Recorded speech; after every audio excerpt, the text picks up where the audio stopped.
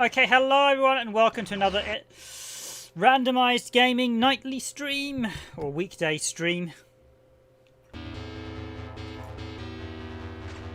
And this, ladies and gentlemen, is Gunsmoke on the PS1. So I'm just going to adjust the video setup slightly, so I just pull it up a bit.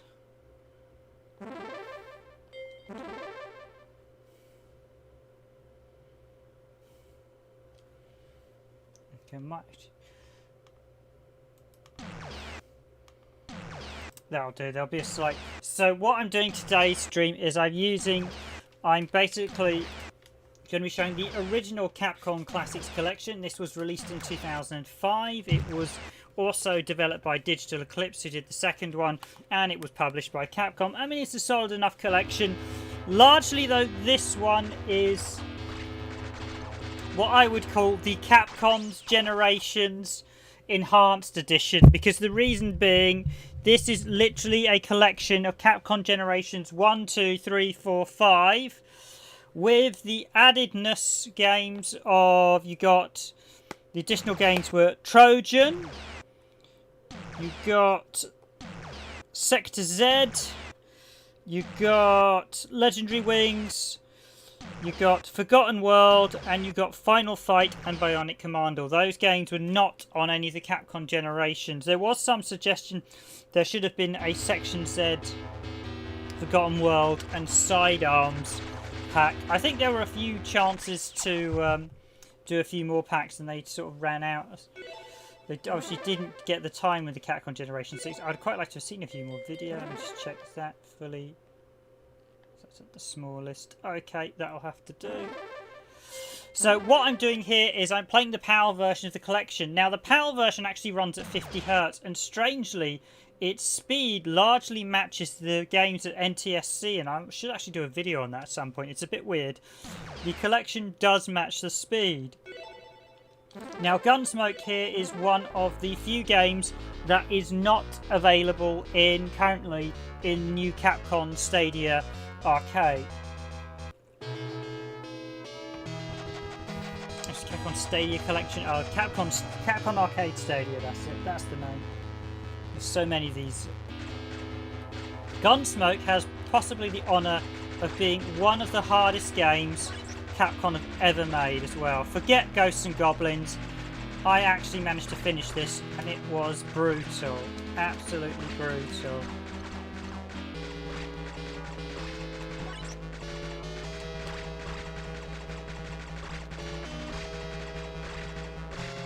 Basically, you control by pressing the various buttons. I'm actually going to do control setup.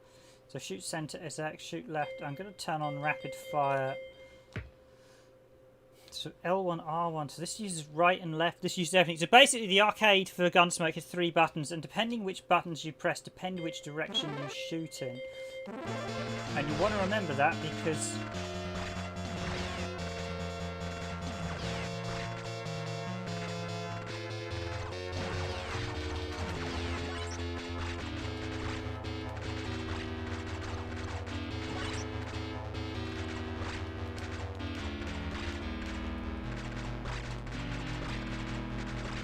you can actually shoot alternatively left and right, or you can shoot centre, and then you can shoot slightly off angles as well. This one gives you quite a lot of shot radius, and it is, as I said, this is one of the toughest games in the collection, I feel.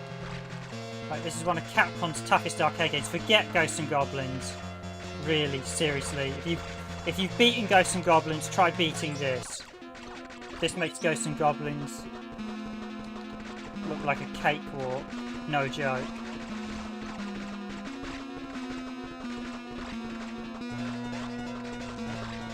The early stages on this are relatively easy. The later stages become insanely hard, especially the bosses. Oh, I lost my horse.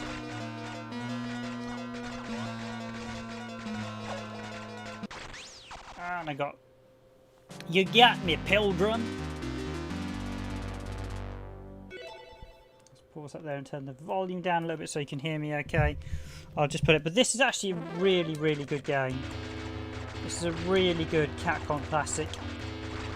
And it's actually the first time I actually really played this was on the Capcom Generations. There were a couple of titles I didn't really play until I sort of played the Capcom Generation packs. 1943 Kai as well was another one.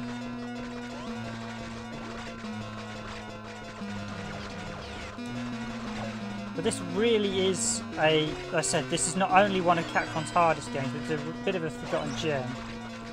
It's the powwow. The best that you want to deal with the boss as quickly as possible while avoiding his troops. Interestingly, this version only has the one ROM set, but the Japanese, North American, European versions actually have slightly different ladders for when you fight the opponents.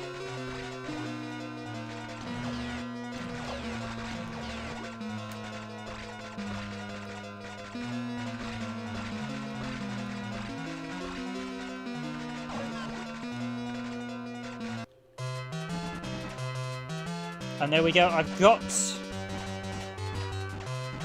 can't remember if this is Joe Keep. He's by far the easiest, the later ones get much harder. No, Joe Keep wanted...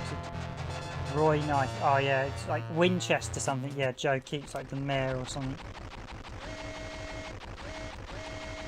Now this one's actually quite cool because you actually have a train, and this is quite an early game, so to have a train in it is actually quite impressive.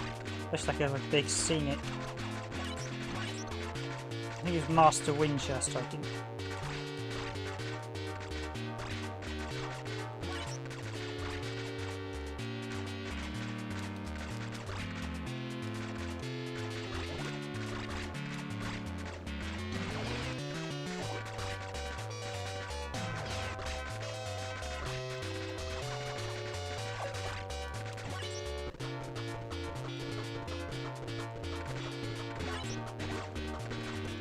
Now I should just say I am forcing this. The PAL version is weirdly 50 Hz, but there is the speed runs the same at 1560 roughly, which is slightly baffling. It's one of the things the PS2 could do, and I'm just slightly running.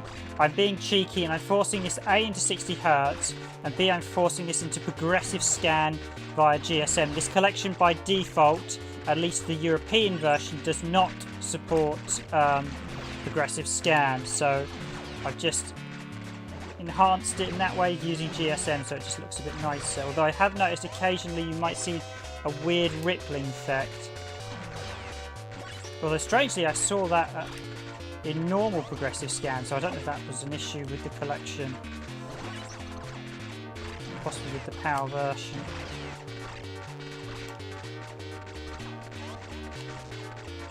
So yeah, you want to keep your trusty steed as live as possible. Whenever you hear the music change, that means the boss is right up your street. Oh, I just missed that power up.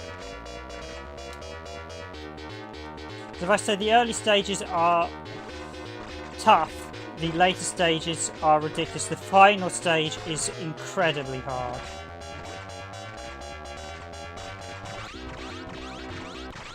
Oh, I think literally I finally did it on the Capcom iPad. I never actually did this. This is like the one game on the Saturn's version on Capcom Gens I haven't done, and it took me something like 8 hours to finish because it gets so hard.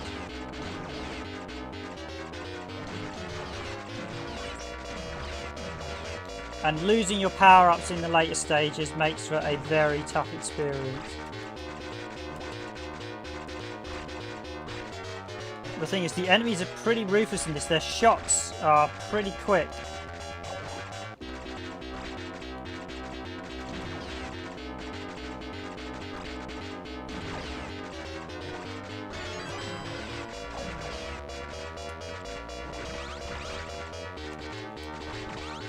Hello Arica, thanks for joining the stream. Oh yeah, I need to concentrate on this one. The Xbox version supports 480p. Okay, yeah, the PAL version doesn't on the Xbox. Well, the PAL version I believe is 60 Hz, not on PS2. It's only 50 Hz, sadly. But then pretty much every Xbox game supports 480p. Only a handful don't. Whereas the PS2, it's a bit more hit and miss. This is definitely one of the tougher games. As I said, this is, for me, I think this is, forget Ghosts and Goblins, this is one of Capcom's hardest games. You finish this without So yeah, this gotta watch this. The other thing is you can only hurt them at certain points, so the bosses are only vulnerable. On top of the fact I have hordes of his troops coming at me the whole time.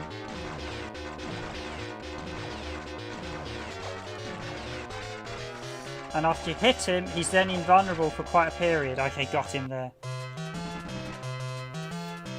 So this really does... This is a game that sorts the men from the boys, so to speak. It is very difficult. It's perhaps a little bit too difficult. I'd be surprised if anyone actually finished this in the arcade. There probably were a few people, but... well, technically I finished it in the arcade, but I finished it on a collection version, and after about... Literally must have been about 150 credits. And I'm someone who used to test video games. So I'm a professional gamer.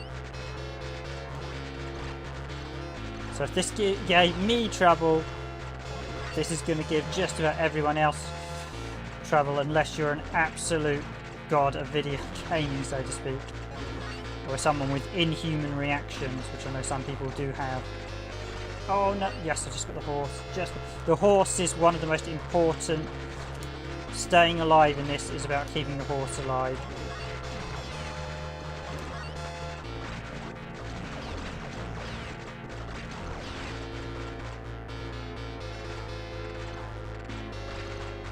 Now the other thing is try to not...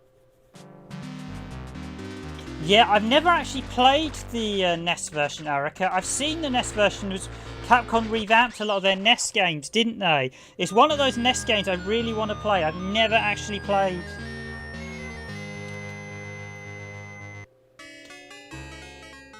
This is one of the games I've never played the NES version of. I really actually want to play the NES version at some point. It did get a PAL release as well. It is a really good game, and I know the NES version had a completely redesigned game, much like Bionic Commando.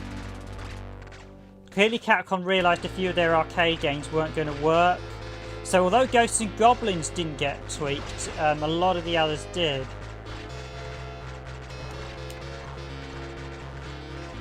You have to be really... What you mustn't do is get people behind you, which is what I've currently got. That's the biggest problem in this, because they do not go away.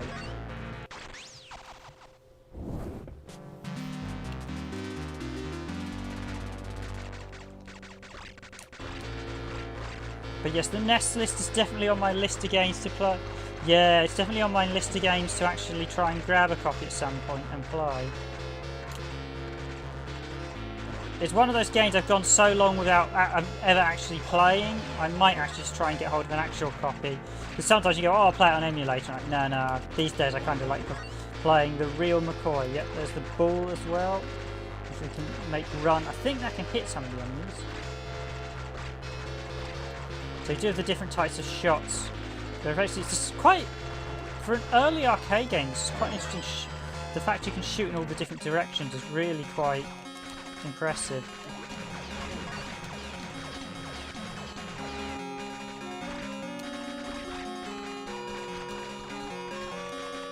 And you've got some slightly oriental sounding music, seeing you've got the ninja boss coming up.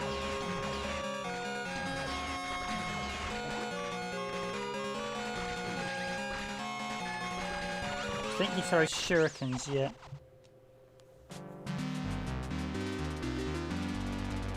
Yeah, I've not played the NES version of Ghosts and Goblins. I know it's just a straight up port, so it's not...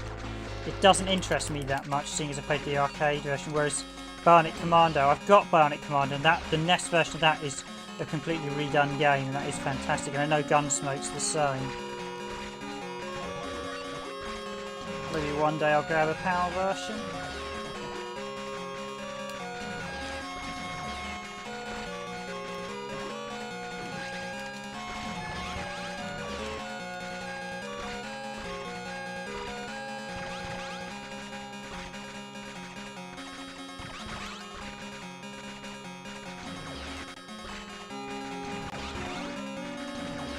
The window to hit this guy is really small as well. Ooh. But yeah, this, as you said, is absolutely brutal. This makes Ghosts and Goblins look like a cakewalk. Ghosts and Goblins is a game you can progress relatively quickly.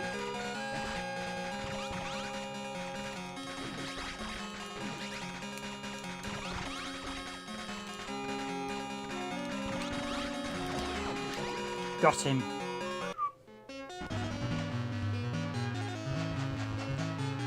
But yeah, I haven't actually played the NES version of Ghosts and Goblins, although it's one of those ones I do keep my eye out for. Got a boomerang! Now, one thing I will say is this is quite a long game, and they do kind of repeat a lot of the bosses towards the end. The final one's basically the 3 of them, and it's a pretty tricky fight.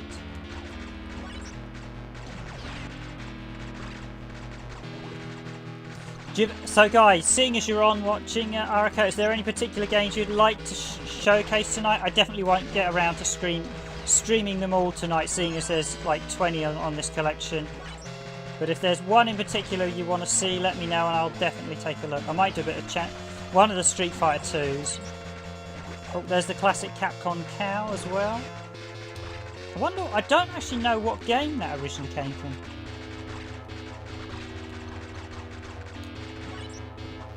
Oh, I see it's quite choppy. Yeah, I said I have to try and Ghosts and Goblins and this I've never really played the NES versions of, so I need to, despite having an S.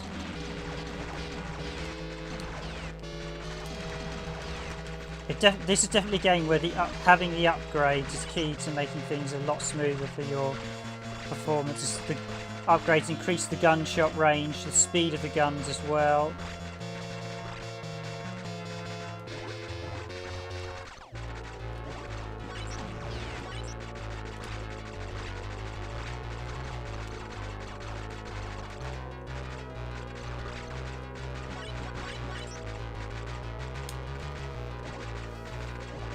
I think you largely keep the power-ups until you lose the credits, so... Well,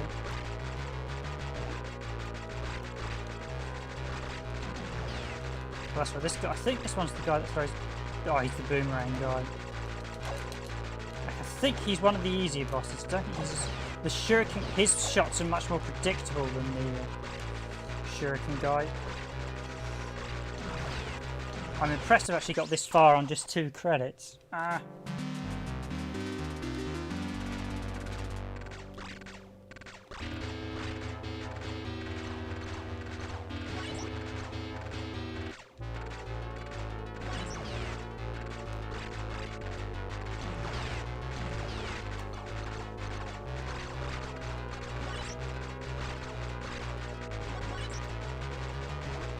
I will say I think Capcom Classics Collection 2, which I showed, of the PS2 ones, has the better selection of games. Probably because this selection, they had previously said this was a compilation of the Capcom Classic, the Capcom Generations ones.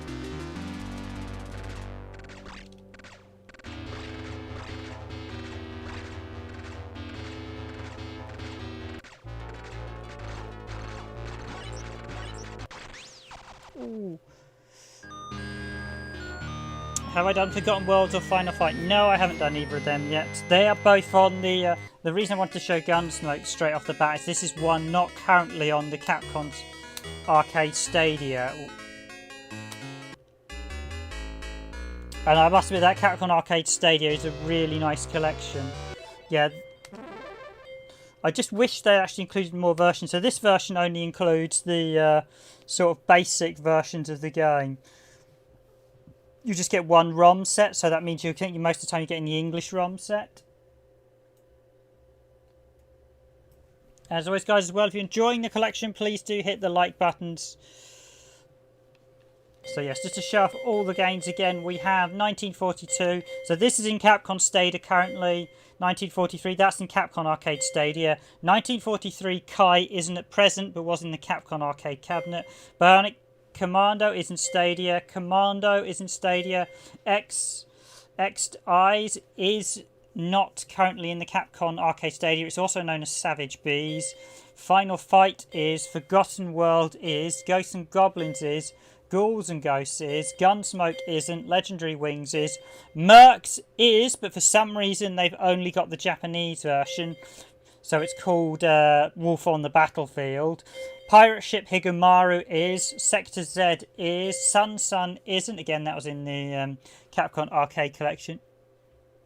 Yeah, Capcom arcade cabinet. The arcade cabinet, I've missed a couple that were in the Capcom arcade cabinet. Ghosts and Goblins was in the Capcom arcade cabinet. The Capcom arcade cabinet you could still get on Xbox One, as I mentioned in the previous stream, so that's well worth grabbing. Sun is in what isn't in the Capcom Stadia, but is in the arcade cabinet on Xbox One. Street Fighter 2 is, but Championship Edition isn't, but both Hyper is. However, these are all in the abysmal 30th anniversary collection. Super Ghouls'n Ghosts isn't. I don't know if it will be either, because there's a bit of a quirky one why that was included. This is because this is a hang-up from the Capcom Generation.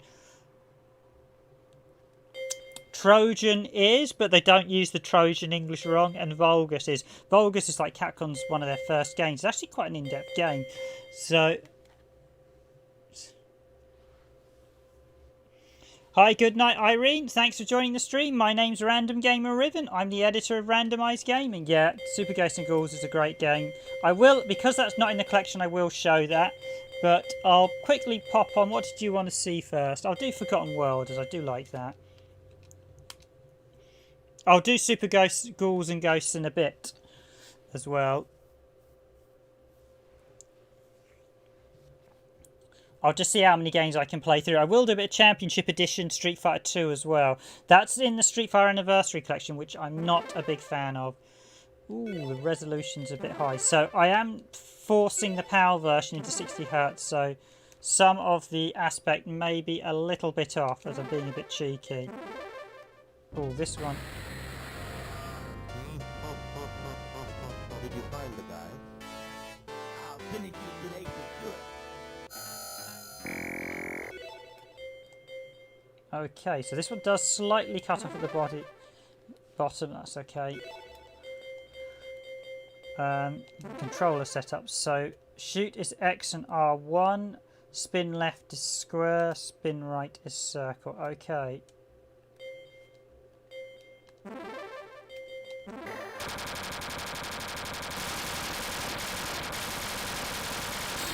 Now, this is a really, really good game, Forgotten World. Ooh, I'll just turn the volume down, as that's quite loud, I see.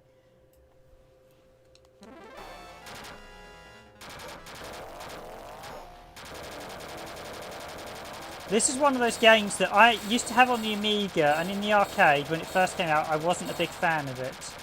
But it's sort of grown on me over the years.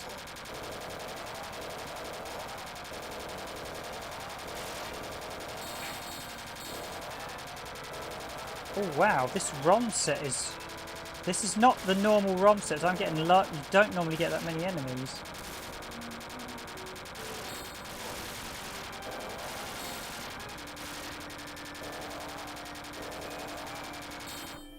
That is hurling enemies, this one.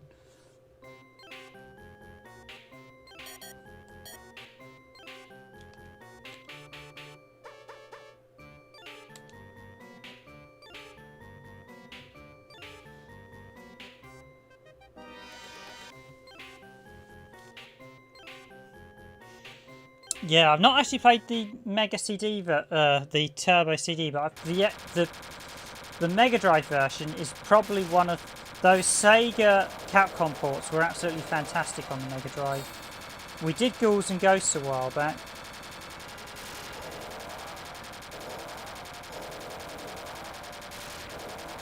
Yeah, this version's clearly, the difficulty is well hyped up.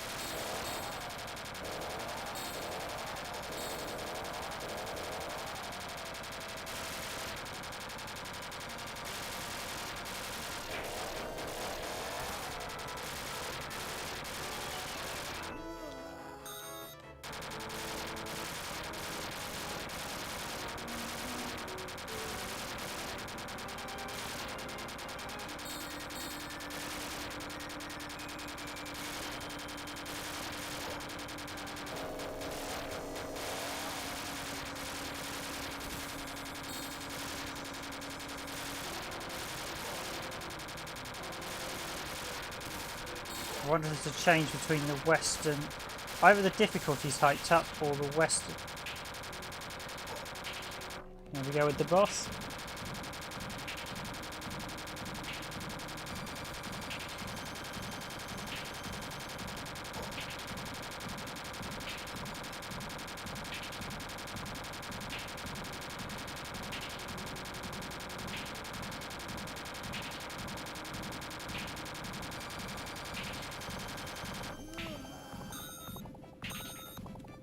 I wonder if the English version was actually much harder than the Japanese one.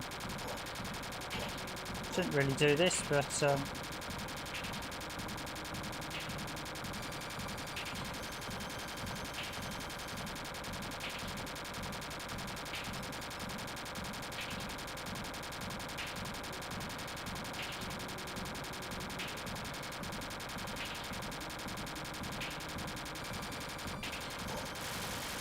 gotcha. You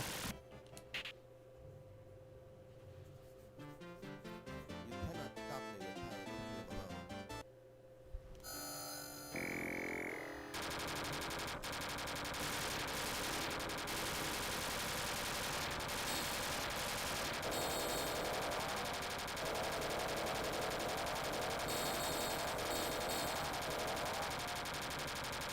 I was slightly wondering if this was running a touch too fast. Yeah, the Mega Drive support really was good. All those Sega... I think the only one that probably was a bit questionable was Mercs on the Mega Drive. That was quite a cut-back one. All the rest were really very good.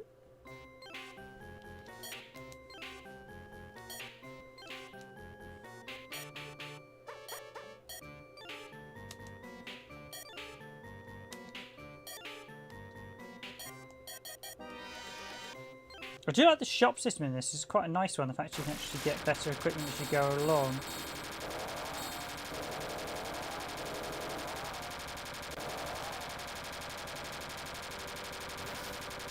I'm interested to know what one of the earliest games actually was with an internal shop in the game.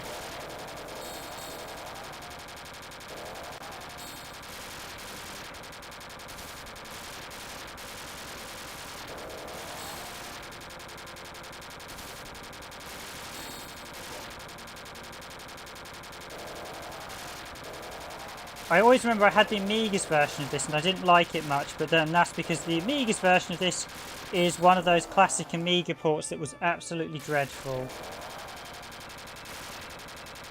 Have you ever had the misfortune of... The Amiga was a wonderful home computer, but it had so many horrendously bad ports on it.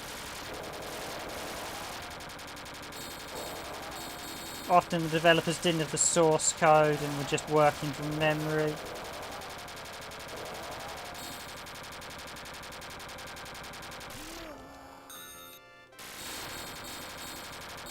Yeah, this version is definitely harder. I wonder if the English ROM's harder than the Japanese one. Because I was playing this on the Arcade Stadium and it was much easier. I just want to get to the Sand Dragon boss.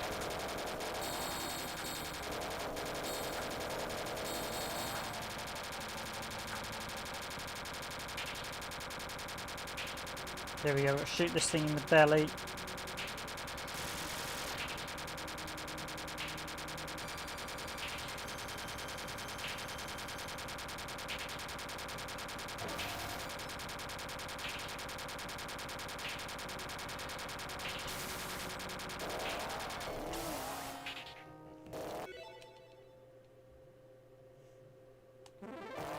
Yeah, I've never played the Amiga's Ghosts and Goblins port. I played the Ghosts and Ghoul port, which wasn't bad on the Amiga. The reason the Ghosts and Goblins port was so good on the Amiga was because it actually used 1 meg of RAM, which when it used it, next to no machine used 1 meg of RAM. So I'm sad to say the Amiga's port of Ghosts and Goblins actually flopped because I never saw it. So, and a couple of people said, yeah, that was why, because it used the Mega RAM. But yeah, the Ghosts and Goblins port on the Amiga is absolutely fantastic when I've seen people play through it on sort of YouTube videos.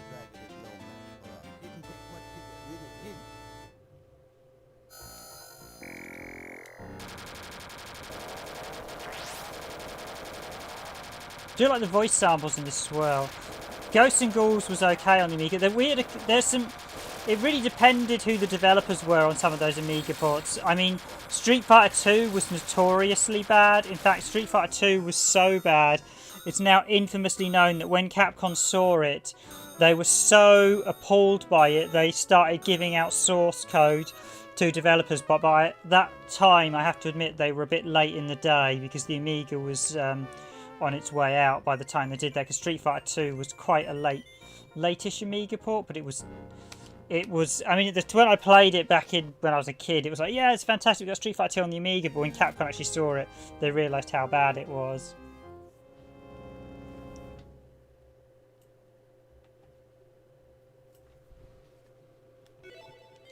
Let's exit game. I'll jump into...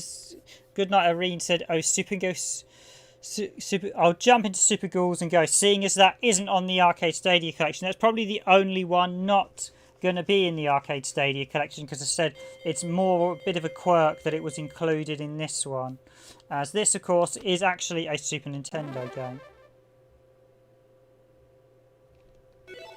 So what difficulty was Forgotten Worlds on? That's definitely harder than the one I played on the...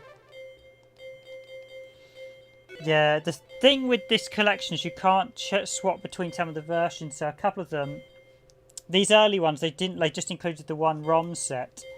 And admittedly, even the newer ones, they say, oh, English and Japanese ROM set. Well, actually, there's North American, Europe, World. You'll often get about 3 or 4 revisions of each ROM set, and really they should include them all.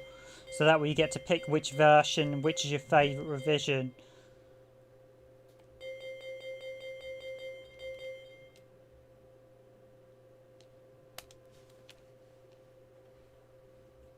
Oh yeah, Super Ghouls'n Ghosts. I've got it on the SNES. I've actually got a PAL copy and I've got a North American one. It's a really fantastic game, Super Ghouls'n Ghosts. As always, guys, if you're enjoying the stream, please do consider hitting the like button. Very much appreciated. I said, my name is Random Gamer Riven. I am the editor of Randomised Gaming, and I stream... At the minute, I'm streaming every Monday, Tuesday, and Thursday.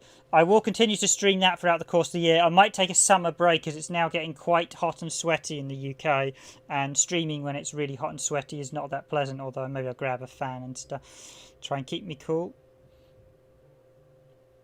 But yes, this is a classic.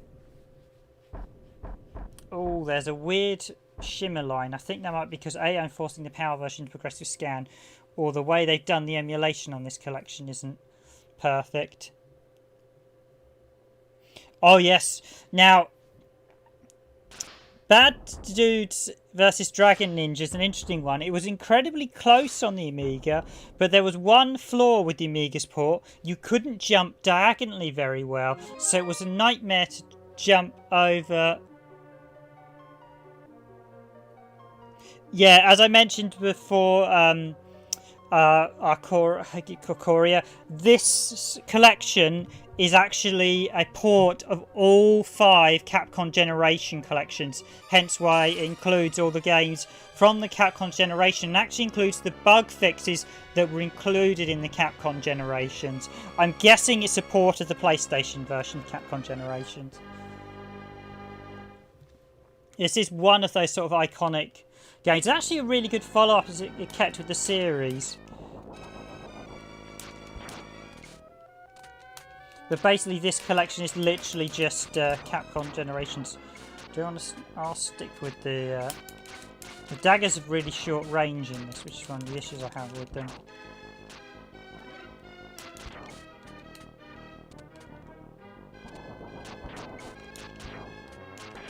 Got to remember where all the secret chests are. Okay. So this one you actually get 2 bonus armors. Can I... That's actually the smallest. Okay, so I probably got the little bit of the bottom chopped off, but...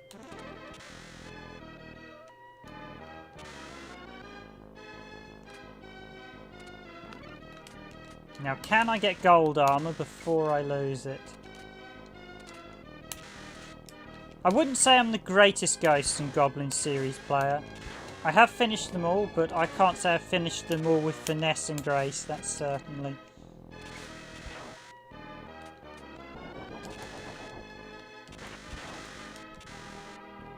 This one's a bit of an interesting mix because it's technically...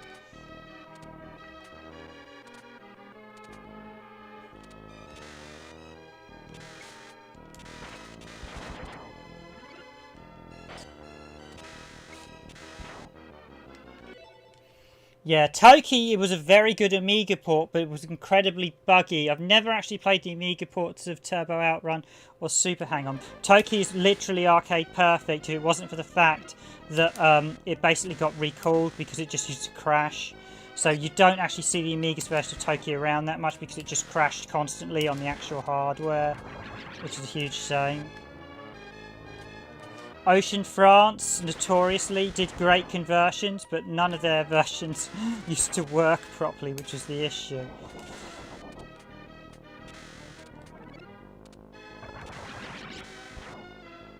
I think there's a chest in this one.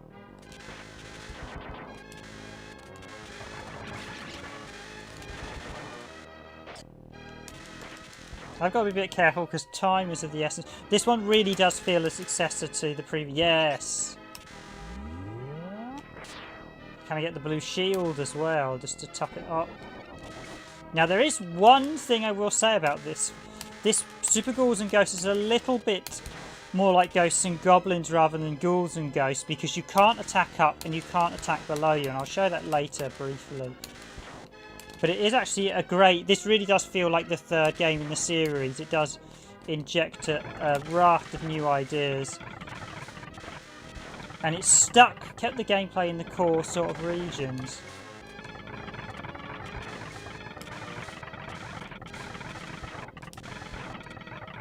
I'll be amazed if I can get off the stage without getting killed at least once. Although the first stage is usually quite... Oh no, we've got the horrible...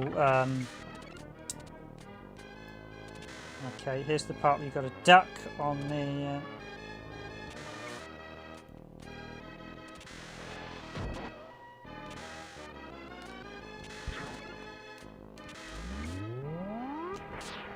This is why you want that. You've got to make sure you get that. Oh, yes, invulnerable frames. No, no, no, Arthur, jump. Oh, yes, the blue shield as well.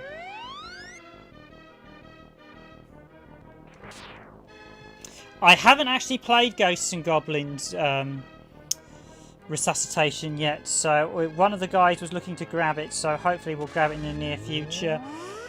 Yeah, Ninja Gaiden, the arcade game, was pretty good on the Amiga. I actually had Ninja Gaiden Operation Wolf, and they were very good.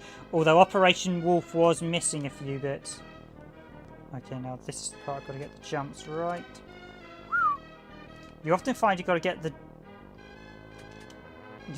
timing of the jumps just right.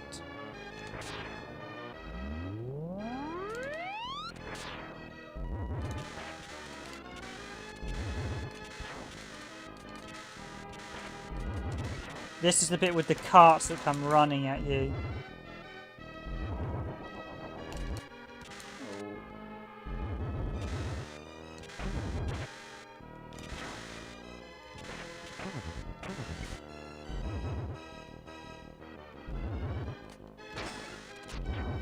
Ah, my wonderful gold armor.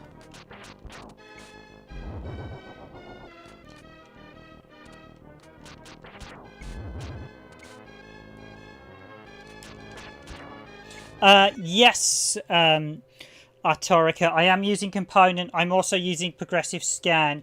The collection does actually use Linear Filter, but I am using Component. So, and it's, yeah, it does look very nice on Component, I will admit.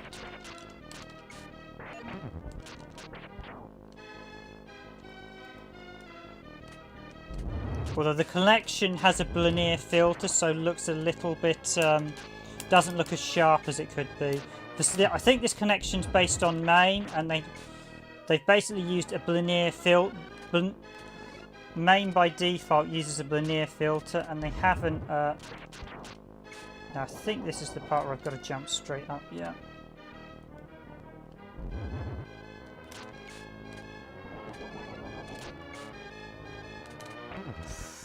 That was close. That's the man trap, so I want to avoid that. Oh wow, I've actually managed to get to the boss. Although I don't have any armor.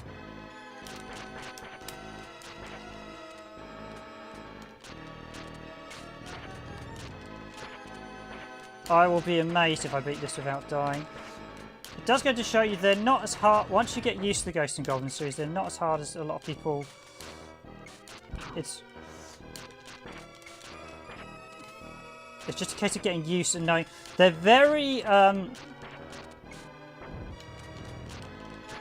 They are the way the series is actually set up. They are very preset.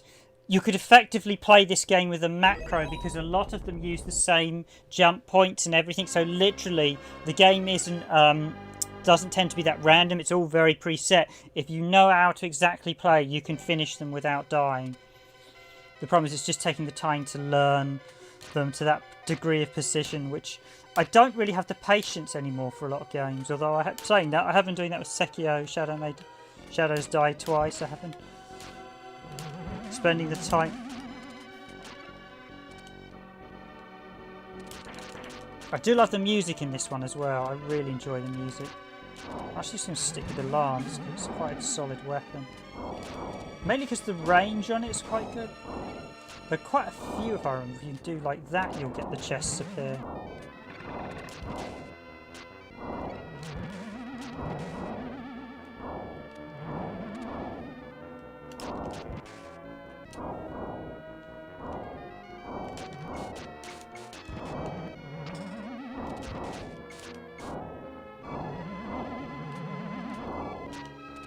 Yeah, the double jump is a new feature in this one, so... No, that's a bad chest. That's the one with the little ghost hiding inside it. Can I?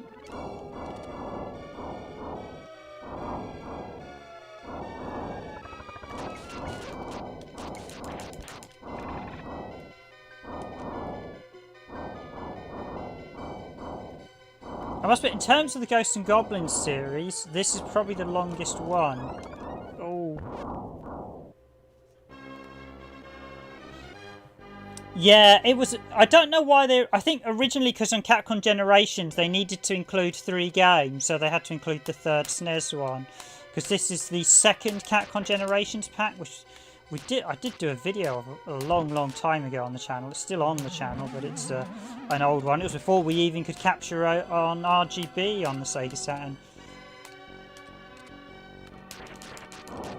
But yeah, I should say I'm using Component and I'm using the open source scan converter for this one, ROK, so it does make it look... It's probably about the best you can get outside of emulation with this quality.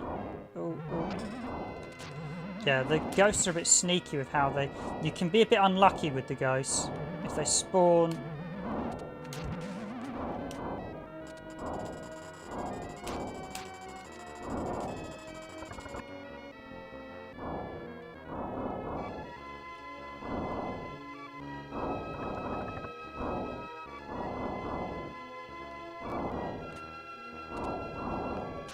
Probably chests around. As long as I keep moving, I won't encounter...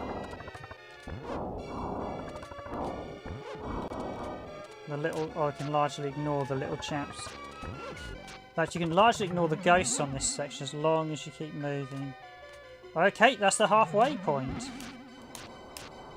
Now, here's where things get tricky. But yeah, when they did the Capcom Generations pack, I think they realised they needed to include... They included 3 games per collection, and the only way to do 3 games of the Ghosts and Ghouls collection was to include this one. So I've got to jump before that gets sucked into the whirlwind. This bit gets tricky, so...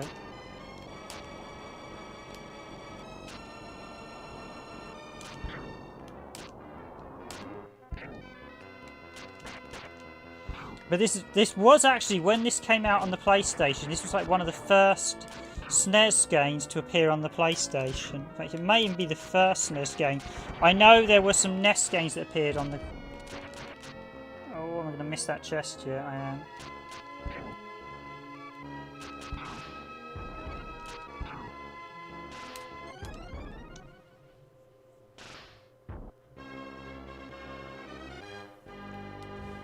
Yeah, the Saturns are always... Any time you have the Sega Saturn in that controller, it's just wonderful.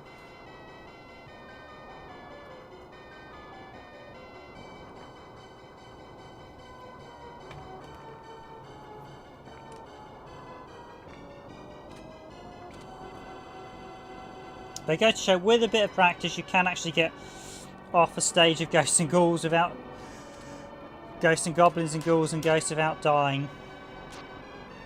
I was always a big fan of the series, although it's one of those series you used to play in the arcade and get really aggravated with. It's definitely a series that I think works better as home games.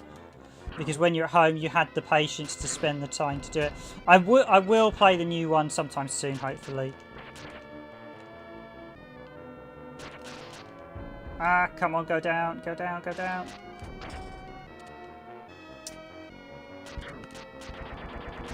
I guess my own greed. Right. Oh.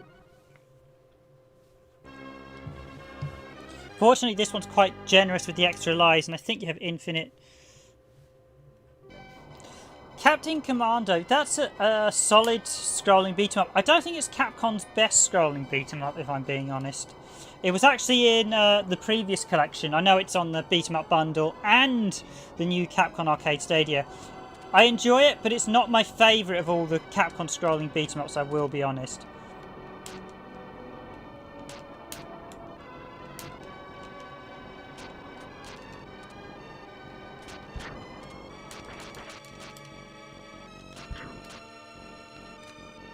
Oh.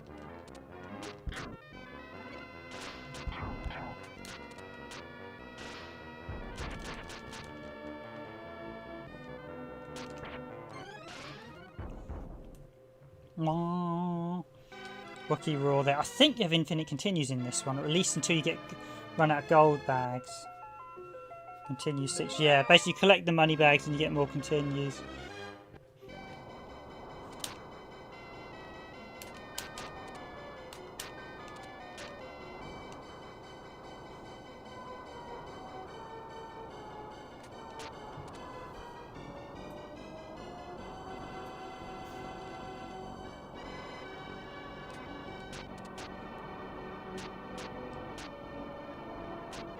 As always, guys, if you do enjoy the stream, please do hit that like button. Appreciate everyone who has already hit that like button. Very much thank you for your support on the channel.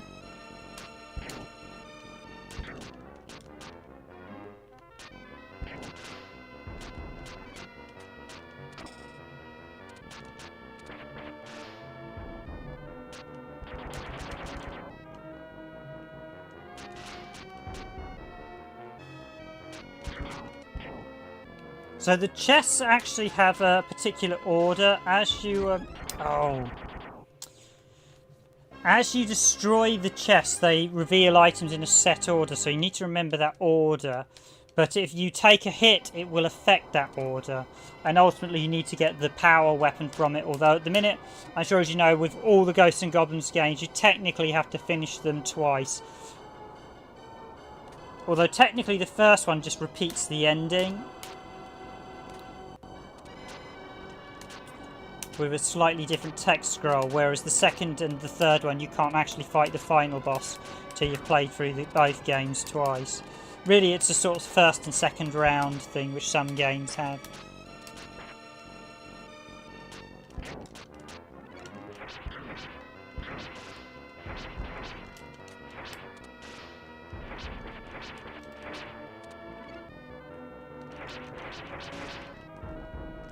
Ah, oh, it's really irritating. I just missed that.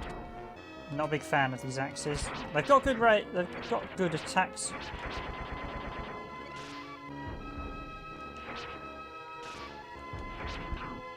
I think I've got to jump this one, haven't I? That was close. That was closer than I'd like.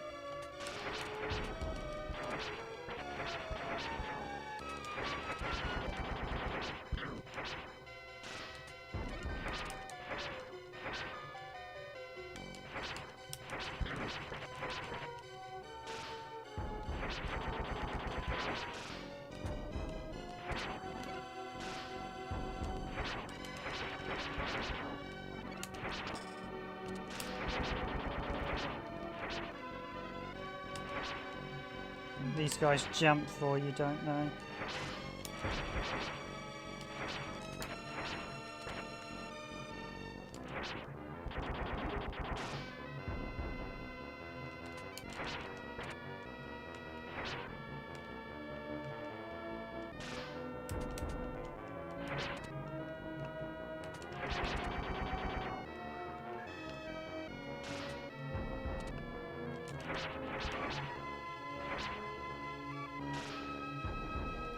Yeah, I've never actually played the SNES port or the PlayStation one. I think the PlayStation one was literally an arcade perfect port.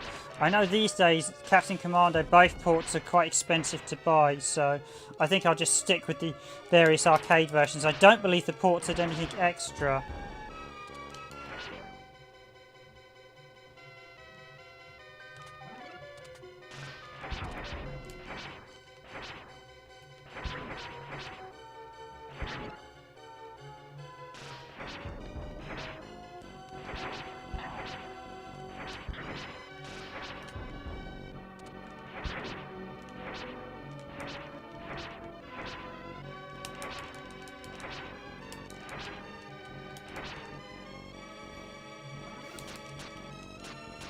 Let's go back with spears. I believe the boss is coming up any second now.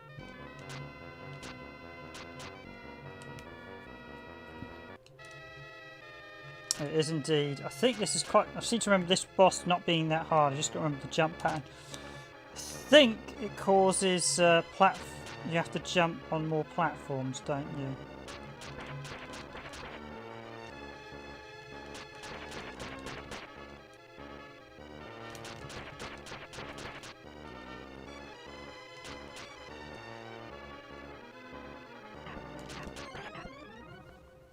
Oh! Could have just got it before it started shooting me. I think it sends you right back to the start of this stage, doesn't it? Yeah, that's the irritating thing. You basically only get one halfway point as of all the games. You don't get a halfway point at the boss. Well, I think the later games, the PSP one does do that.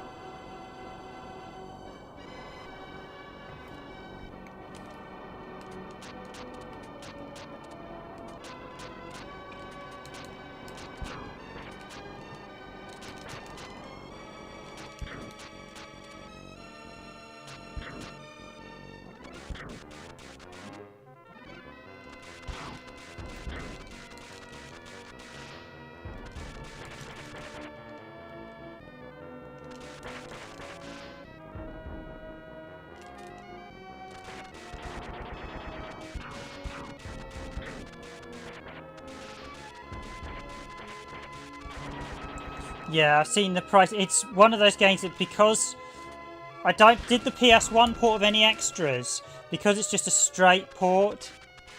Yeah, I think it's just a straight port, the PS1 version, so I don't really have any incentive. In fact, with the retro releases of quite a few of these games now, I wouldn't be surprised if the ports of some of them start coming down a bit, because there's not a huge amount of incentive to grab and for some of them unless you're a collector.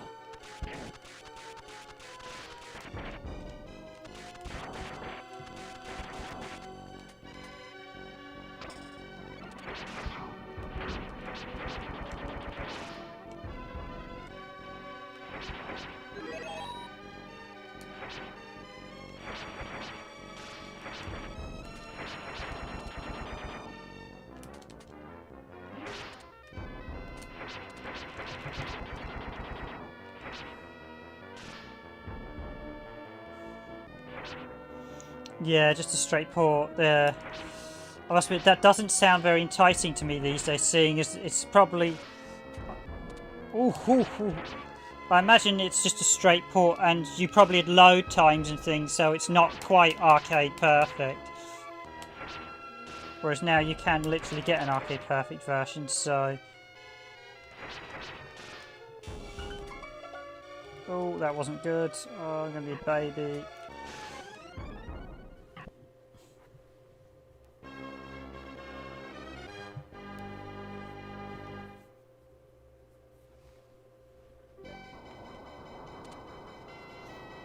I think next up I'll go for 1940 Kai, as that's not on the collection for the arcade stadia.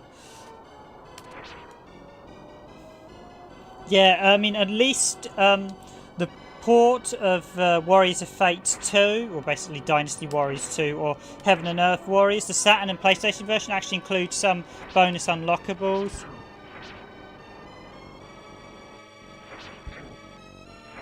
Oh yeah, of course. It's like Knights. It'll only have like 3 or 4 enemies on screen, like the SNES port and Knights of the Round.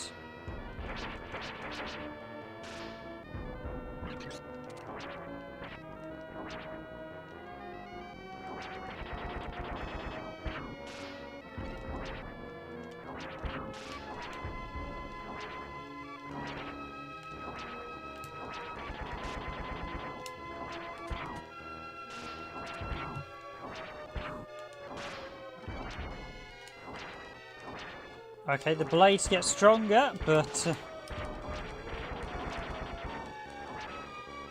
not as easy to use at this point. They go up and down. These aren't going to be good for the boss.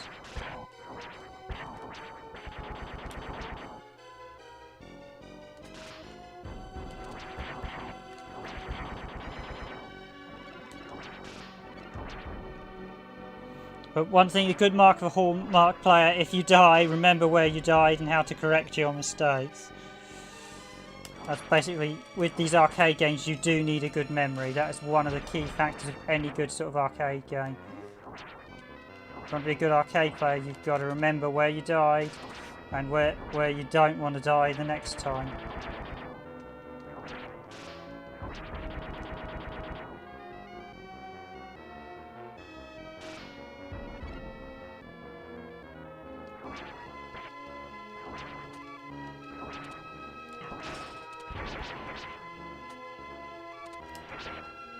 That is annoying. I'm going to try and convert me because I've taken a hit there. Yeah, I've got Knights of the Round and I've got Magic Sword, and King of Dragons is actually probably the very closest port. King of Dragons is incredibly close. Knights of the Round is solid, not great. Well, it's a good port, but it's got most of this arcade stuff there, but you're missing too many enemies, so I'm going to finish there on this one. I'll swap to another game. Magic Sword was really close, but they scaled back the number of player characters in Magic Sword.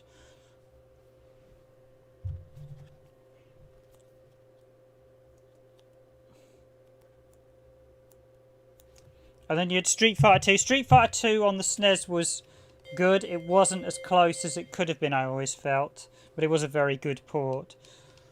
Okay, let's do 1943 Kai, which is basically a remixed version of 1943. It's actually a better version. It was included in the Capcom Arcade Cabinet Collection they did on the Xbox 360 and PS3, which is also available on Xbox One via Backcat. So if you buy the Xbox 360 version, you can play it on Xbox One. Sadly, you can't do the same with the PS3 version, but it's not yet available on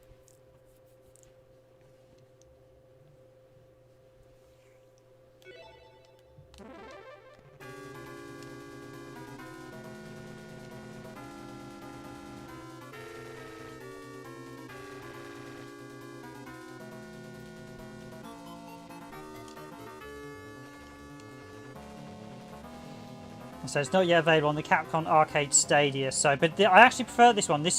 They up the difficulty slightly, but they balance it a bit better. I think I prefer this one to the original 43 version. It's a little bit more interesting.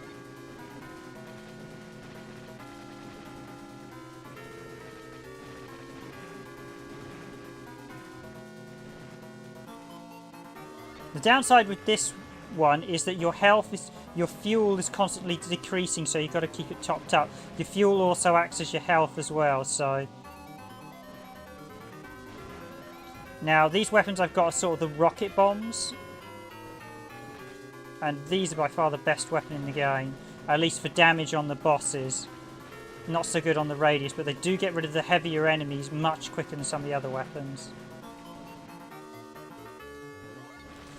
Weapons in this one are time limited, so you can fire as many as you want until the time runs out. So you notice there the timer counting down in the centre at the bottom of the screen. That is my weapon range. Okay, so that's a fuel up. Yeah, I think I did see it had a PC Engine port in Japan. Apparently the PC Engine port had additional stages, so PC Engine port sounds like it's actually very good.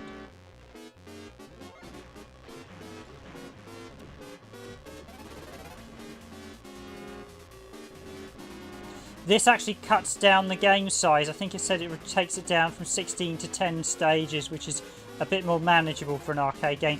A few of these early Capcom arcade games literally went on for too long. And to be honest, if you're an arcade owner, you'd probably be a bit annoyed because people could be playing on them for too long.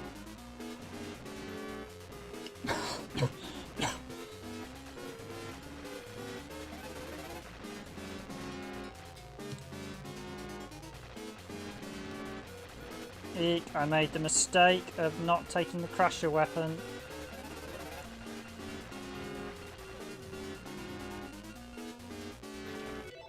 Okay, let's reset that. That was, I should have taken the crusher weapon in that final second pickup.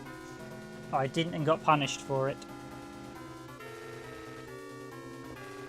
Yeah, I just saw... I've never played the... I think 1943 and 1942 both got NES ports, but I haven't played either of them.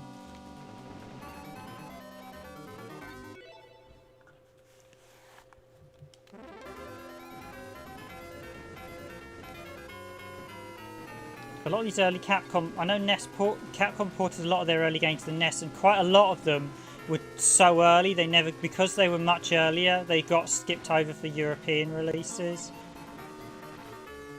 Because the NES in Europe didn't get released until much later, sadly. In fact, Nintendo infamously didn't release the NES. It was actually Mattel who handled the NES and then Nintendo took over. But they didn't do a very good job, and by then they had an issue where the NES in Europe was totally outclassed by the home computers like the Amiga at the time. So people were more interested in buying Amigas than NES, because the NES looked thoroughly dated when you compared it to things like the Atari ST and the Amiga. It really looked atrocious. I mean, yeah, the games have lasted, they played better, but there was a big... They sounded and looked better, and really good Amiga games could just eclipse NES games totally. You'll notice there's a slight continuity error. The fact the carrier is actually sailing over... So yeah, I made the mistake of not... So this one I want to grab the... So there are actually a number of weapons in this version. I think they changed one of the weapons from 43. But the Kai is, I believe, slightly different stages and altered stages.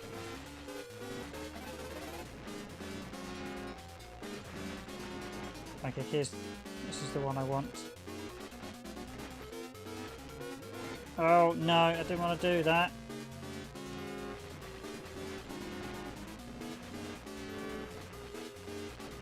Okay, Riven, you can still do this, you've just got to be a bit more on the ball.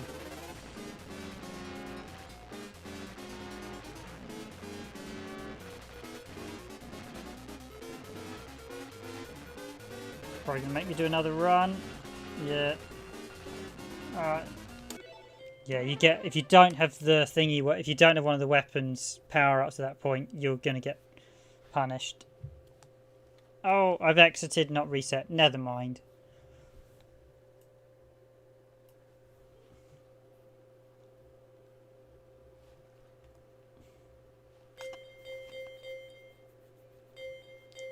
I'll swap to another shooter instead. I'll have a look at Vulgus. Now, Vulgus is a really interesting one. It's an early Capcom arcade. It's like one of the first Capcom arcade games, but it's actually a really complex shooter in terms of point scoring.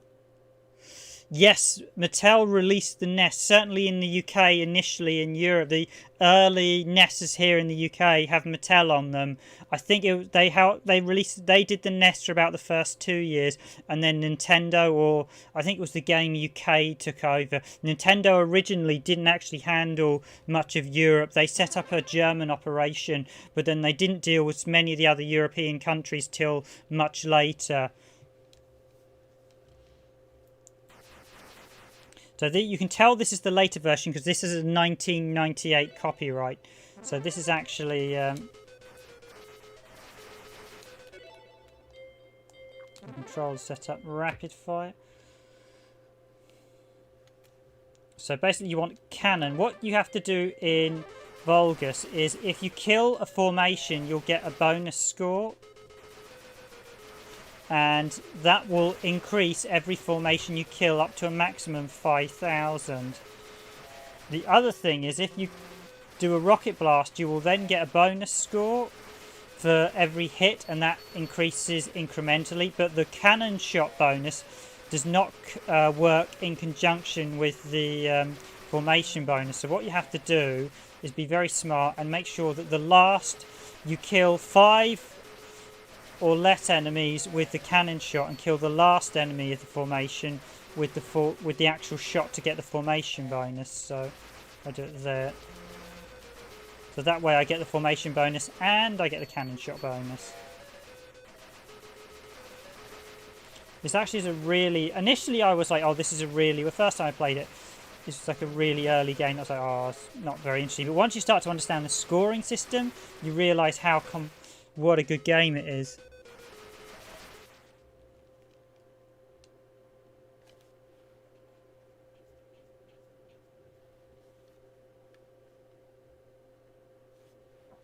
Oh, Atari originally? No, I didn't realise that. Yeah, you would have thought if Atari had actually said... I suppose the thing is they were seen as a rival competitor, but after the crash, you would have thought Atari might have turned around and said, okay, we'll manufacture it.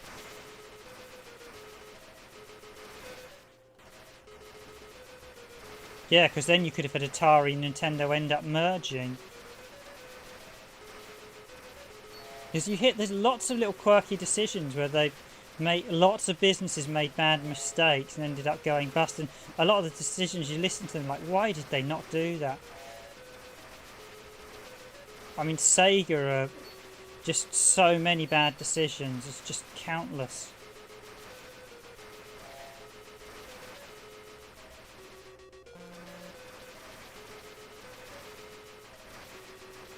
So yeah, you only get a few shots to take out the formation bonuses before they go, so you want to be as quick as possible.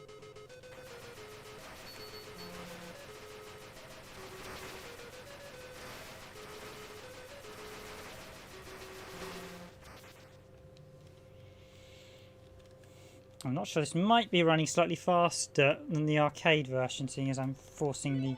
Well, the PAL version's 50 Hz, but I do...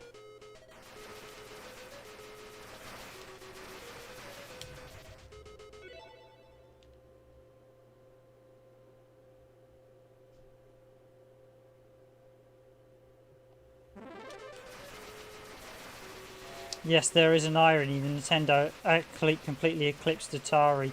Although in Europe, Nintendo failed to really make a foothold. So, which is interesting. And it's why Nintendo always have a slight bitterness with Europe. And it cost them, it really did cost them their big market share for a long time. I mean, Nintendo's failure to dominate the games industry is because of their own arrogance. Because if they had been much more on the ball, they could have easily dominated... They had got into business in Europe and the West, in the US much quicker. I suspect they could have just had total dominance.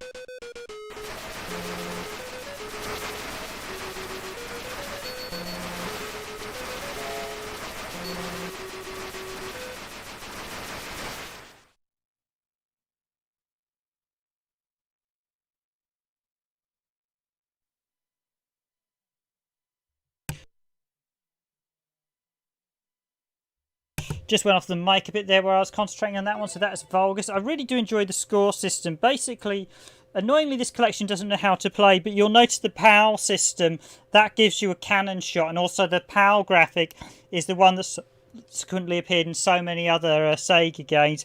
As did that sort of red shuriken enemy that has the shuriken on the white and red, so the red base with the white shuriken blades. That's another enemy that's cropped up in countless other Capcom games from Mega Man, whatnot. So is there anything you guys want to see? I might jump to Street Fighter 2 Championship Edition for a bit of fun.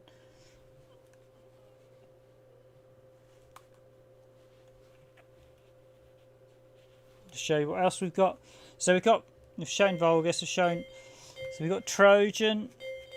Unless you want to see Final Fight, I don't mind giving them one. Oh, let's show a bit of Final Fight, even though that is also on the Thingy collection. XX is a slightly more updated version. So Vulgus, I think, is like Capcom's earliest game. X's, or Savage Bees as it was called, is like their second or third game. You've Sun as well, which is an interesting title, a quite quirky little title. As always, guys, as a reminder, if you enjoy the stream, please do hit that like button. It is very much appreciated. I've had a couple of people on stream who've had in the past, I think. Please do hit the like button because it does help us out. And it's, if you're watching the stream, please do hit it. It really does help us with the rankings.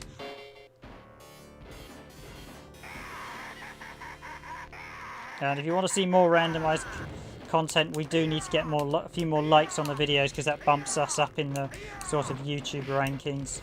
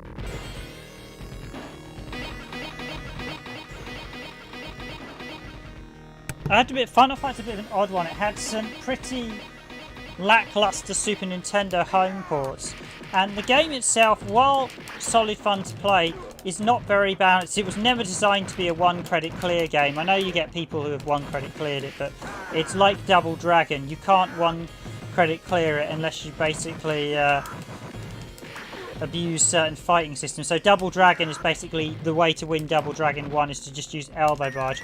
With this you have to use quite a lot of very shady tactics of hitting characters off screen and pinning everyone together because the AI is quite merciless in this.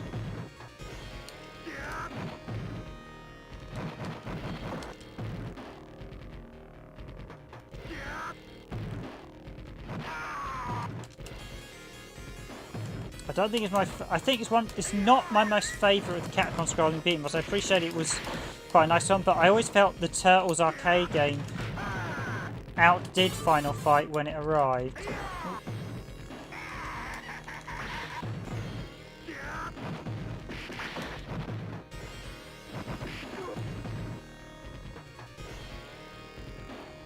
I felt Konami had done better games, but it's still a great game, Final Fight. Still a very good one, and yeah, I guess it's a good one to watch. Some great spots. This is in the Capcom Stadia collection. This is also in the Capcom Beat 'em Up Belt bundle as well. I think the Stadia, the emulation in this collection is not quite right. There's some definitely a few off sound effects and things. This is a much earlier collection, so like when the light broke in that previous scene, the sound didn't sound quite right. The enemy's doing a lot of damage as well. It's like one hit and I've lost half my bar.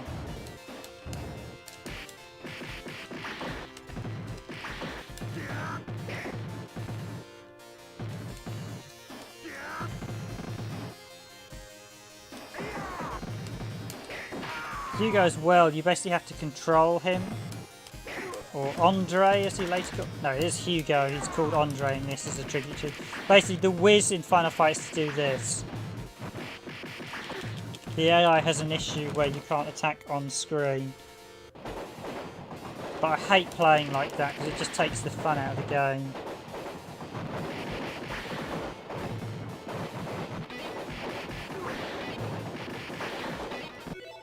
I don't don't know if I can actually have rapid fire on. Yes, I can do.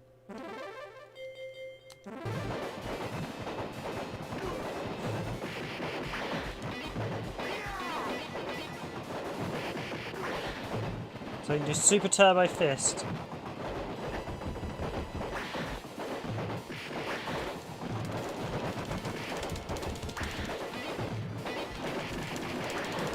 This is me not rapid firing, just trying to see how fast you can hit it, but of course rapid fire you...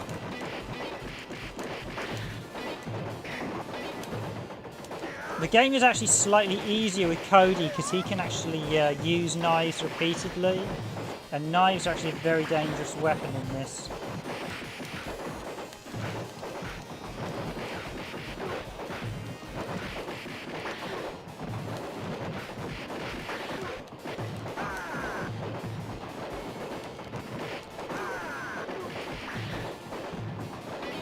So the aim in this is always to keep your enemies on one side of the screen.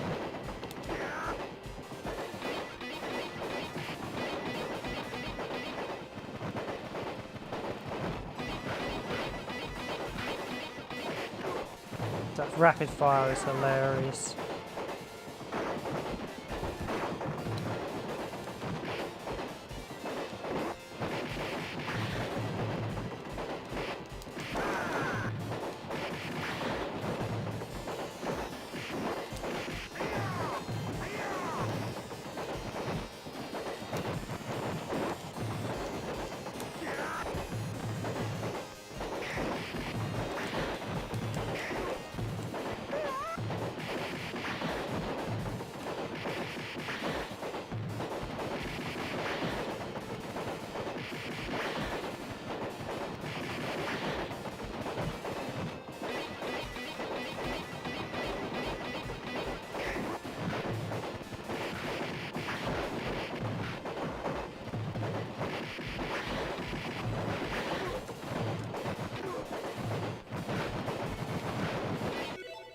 Yeah, how fast can I hit it when I have rapid fire off?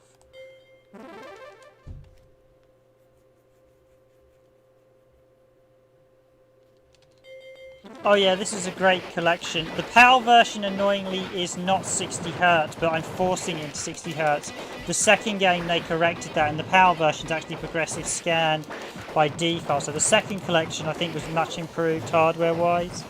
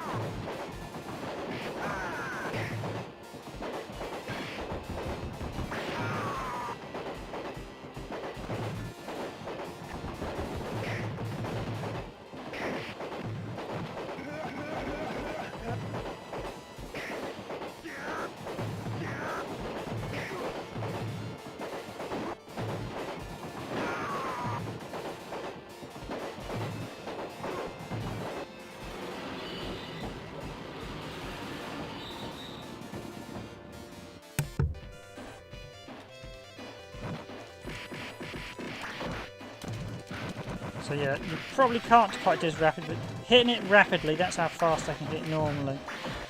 So you can... It does really help to hit it rapidly. But you do have an issue where you can get countered and you don't get... where you can get put into stun lock in this. So there are quite a few issues where I don't like Final Fight, say, some of the other scrolling beat 'em ups, because you can, as I said, get put into stun lock, so then you can no response.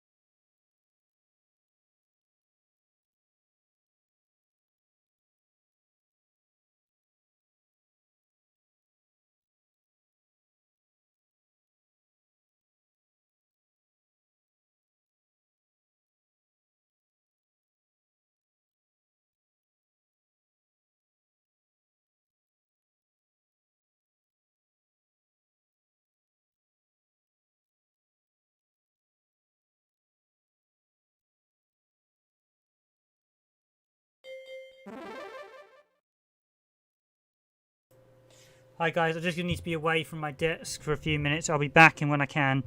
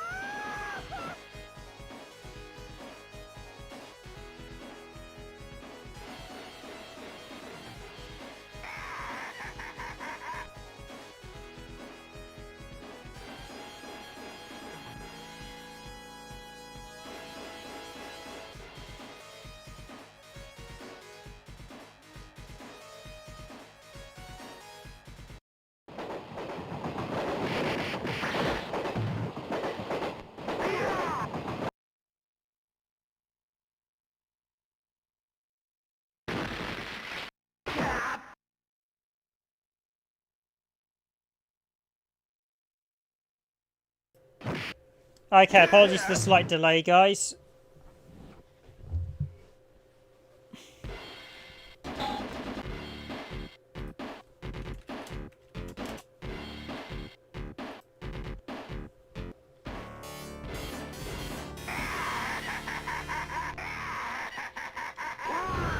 Okay, so Cody is a little bit different to Guy. I always regard Hag as sort of the strongest. Cody's the sort of mid-range, and Guy's the fastest. Now, the game is loosely apparently inspired by. This was originally going to be well known. This was going to be called Street Fighter 89 originally, but it's actually inspired by a film. I think it's called Streets of Fire, which stars William Dafoe. He's the villain in it, and basically it's basically like a gang causing havoc in like an American city. And the main character in it's actually called Cody, and he basically just go around and fight and basically that's where in fact a lot of the early Capcom games, Knights of the Round is loosely based, I mentioned in last week's stream, on some of the King of Arthur, one of the King Arthur films. Cody's probably the best character for beginners because he's sort of a mixed range. He also has the ability to as I mentioned, he doesn't throw knives. They can be used in close combat with him, and that means he can actually do a lot of damage over quite a period. I just realised the difficulty on these ones is definitely higher than some of the other games. I'm taking a lot of damage. This is not normal difficulty.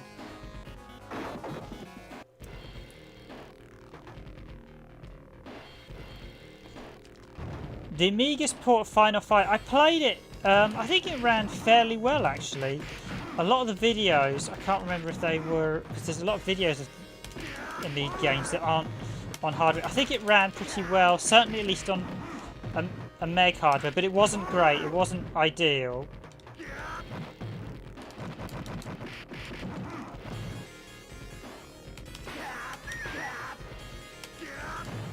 But it wasn't bad, the Amiga's port. It was certainly...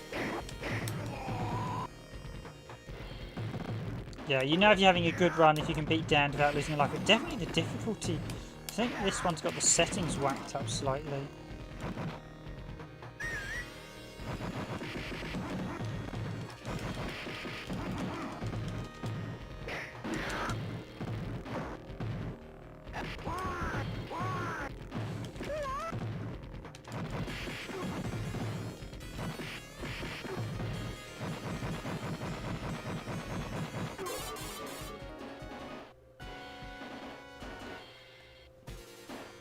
I will have a Super Bomberman R related video out tomorrow as well on the channel.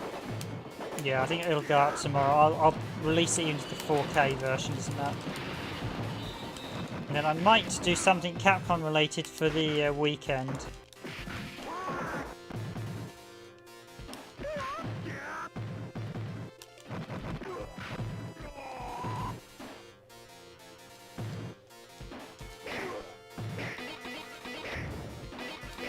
Okay, I think that's enough with Final Fight. I think Final Fight's the only scrolling beat-em-up on this collection, but I'll just double-check. The King of Dragons is another one. That was actually on the Capcom Classics too, and that's actually on the Capcom beat-em-up. It's called like Belt Buckler and the fighting one. That's a really, really good collection. So I haven't actually shown... Yeah, I'll show Legendary Wings, seeing as that. Just seeing... Showing Gunsmoke, just seeing Sector Z's on... Actually, no, I'll show Sun. Seeing as Sun isn't on any of the well, it was on the Capcom Arcade Classics, but it's not been on the newest bundle. But I will say the Capcom Arcade Stadia collection on PS4 is really, really good, and I highly recommend it.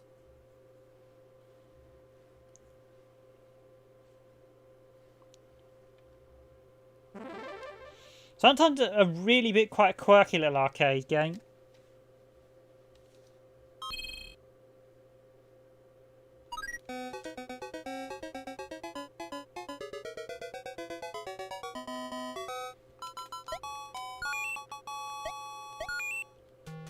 I have actually finished it. Basically, the aim is to get through the various stages. You'll see the things counting down. The enemies follow you around, and you've got to be wary of where some of them crop up, so those ones will keep jumping.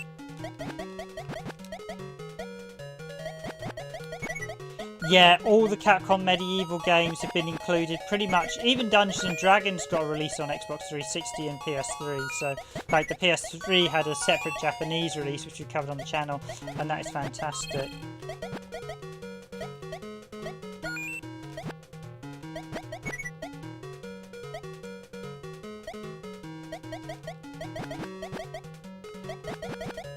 I actually quite like Sunshine. It's basically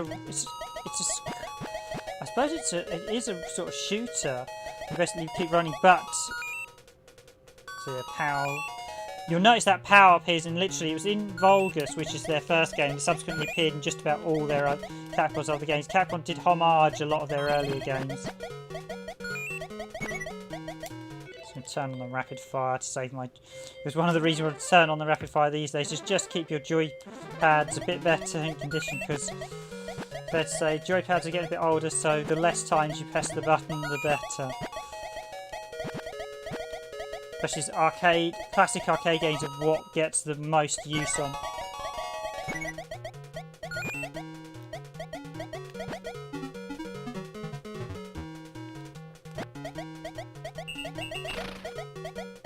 actually been quite a good run. I have finished this. This is quite neat. It's not that. This is basically an endless game. Some of the early arcade games, sort of endless ones, and this is one of them. Where basically when you get to the now here comes the sort of sub boss. Where we got to shoot the door things.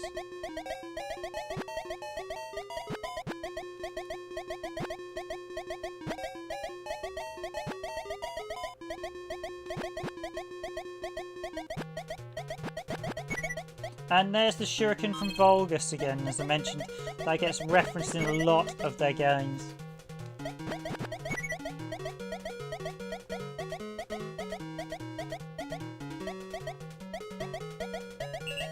Yeah, it does. It is a very... It's actually...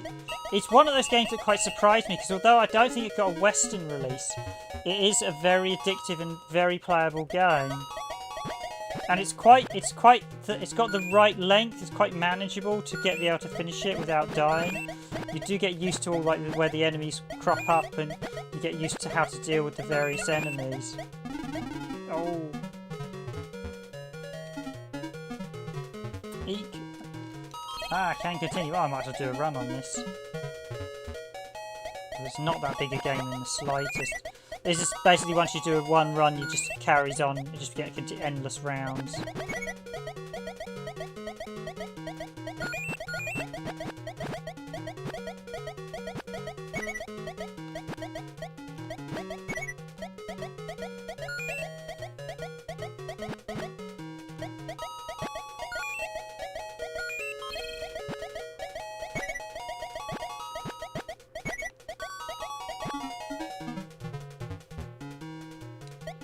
This is actually quite, it's effectively only got the one stage that just keeps counting down. You get the different variants. I think you get the bosses every 5, and then once you beat it, I think it just restarts. So effectively, I think this is like Pac-Man, that you basically can get a really, really high score.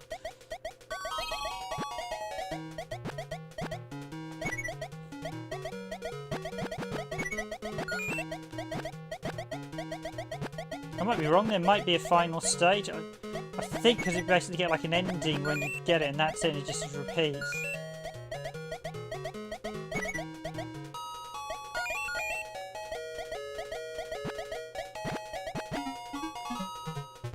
It's quite, once you get, oh yeah, that's the thing, when you, that's the one downside, you do get taken out, but basically once you get good at this game, it is very possible to actually finish this without losing a credit. It's not that hard in the slightest. And it is a game, I said, I first played it on the Capcom Generations pack, and initially I was like, oh, what's this going to be like? And actually, I really enjoyed it. I think I enjoyed this and Higurami Pirates probably the most on Capcom Generations 3.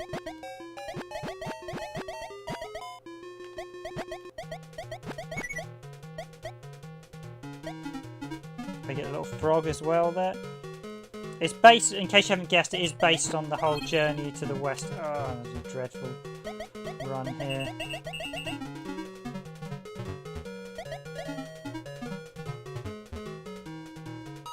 Yeah, so one thing also, you don't get any invulnerability, so when you die, you do lose. But it's a very addictive game for seeing how far you can get on one credit. And it's not that hard. It's a very well balanced game. It's a very it doesn't do anything really.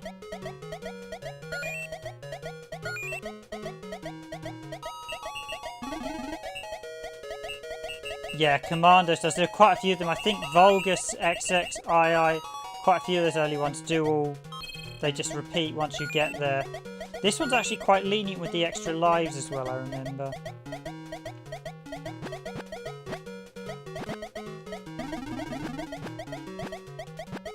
There are a couple others that repeat as well. Ghosts and Goblins technically repeats the once.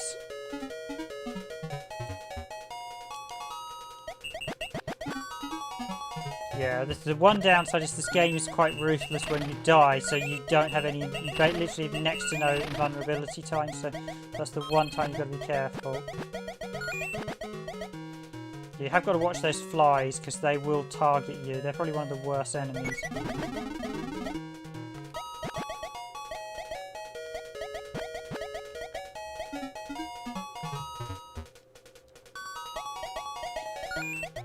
Yeah, it's definitely quite a few of the early Capcom games do repeat. I think I did Sector Z the once.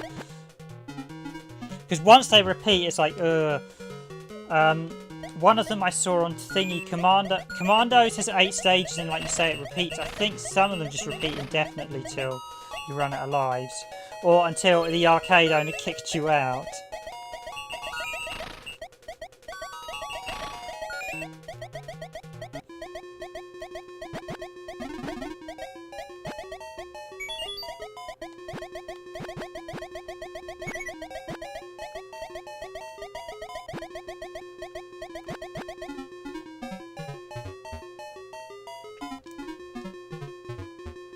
Yeah, Capcom Arcade Cabinet had a slightly odd selection in some regards.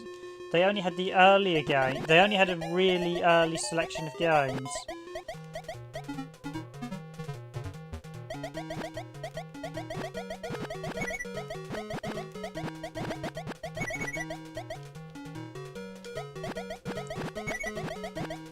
It's a bit weird because there are quite a few games that Capcom have never reissued, and they're finally doing it with the Capcom Arcade Stadia.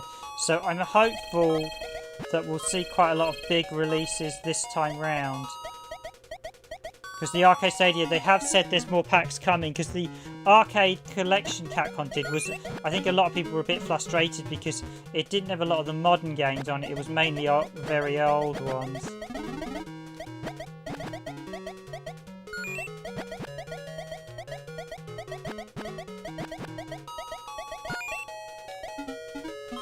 Oh, it's the bugs. The bugs are definitely the nastiest enemy. You basically learn these blue bugs, and these sort of mosquito enemies that sort of chase you around. 2 players. This is one game where 2 players really does actually help. You can work together to deal with a lot of the enemies.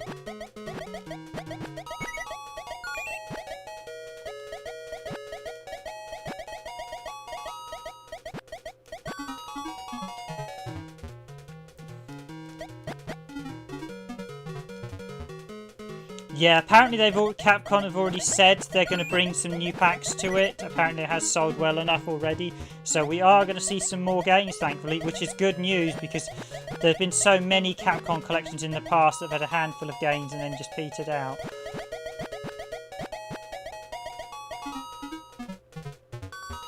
There are a few games, so there are a couple of games that I'd love to see that I'm not sure whether we will. So UN Squadron or Area 88 has an IP license with a manga. You have the X-Men and the Marvel games. You also have a Willow as well, which was based on the LucasArts film. As the rights to that are now owned by Disney, they might be able to release that. There's also Little Nemo, which was based on a comic strip that I think is going to have difficulty to re-release. General Motors as well hold the rights to Cadillac and Dinosaurs, and I believe General Motors have previously... They've said they've actually approached General Motors, and General Motors have largely just not wanted to know about reissuing the game.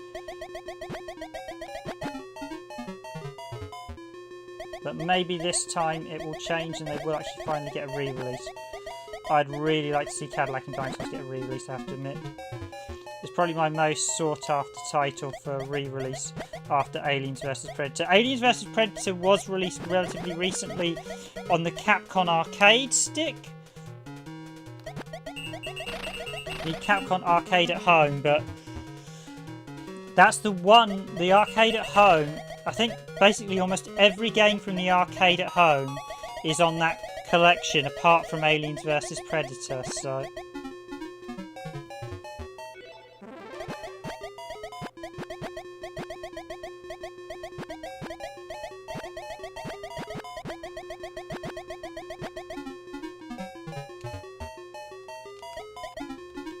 Oh yeah, so basically you're actually most vulnerable in this when you spawn.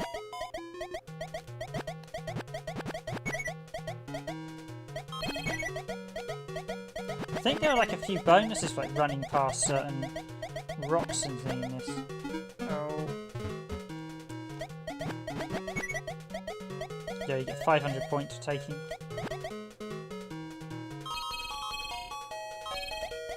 Lots of bonuses.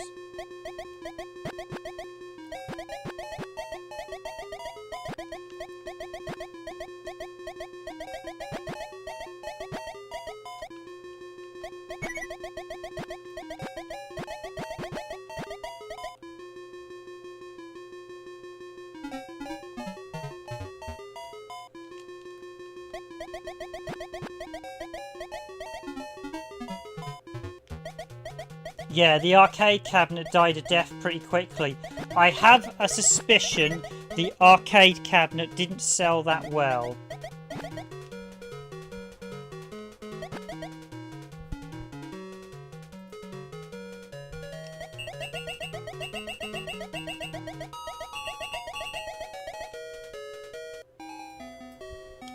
So yeah, here we go, we've got to the sort of heavens bit. This is of course based on the Journey to the West stuff, so that's why the main character is basically his monkey from Journey in the West.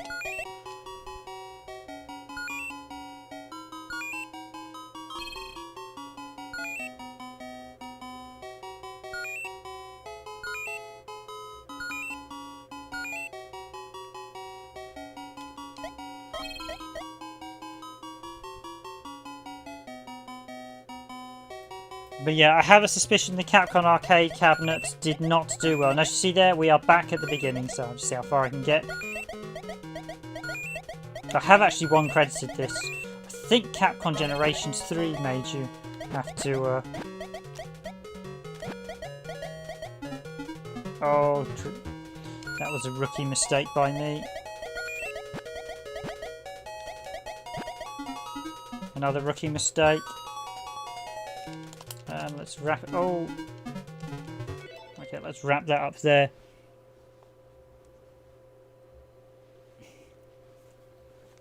Yeah, I've been a bit wary about some of those Switch exclusivities these days, as I know PS4 has actually sold the most games now, and I think there's a tendency to put stuff on Switch, but I think the Switch market is kind of drying up now. Because I think they said they've oversaturated. One of the reasons the Switch market was quite good initially, because there weren't many games on it. But now they've oversaturated the Switch market. It's definitely getting a bit tougher. So hopefully that's still, yeah, I still got Sun. I think I'm going to end off with a bit of Street Fighter 2 Championship. So, yeah, I've shown most of the others. Legendary Wings is on the other collection. I've shown most of the others that aren't. Savage Bees is on the Capcom arcade. It's not Savage Bees similar to Vulgus. It's Vulgus I actually think is better than Savage. I'll do Street Fighter 2 Championship Edition. This was basically the first release. This, as I call it, is the utterly broken. You can play as Bison. Yeah, the Panzer Dragoon remake. I didn't like that at all, the Panzer Dragoon remake. It was pretty poor. So I don't hold out much hope with their remake of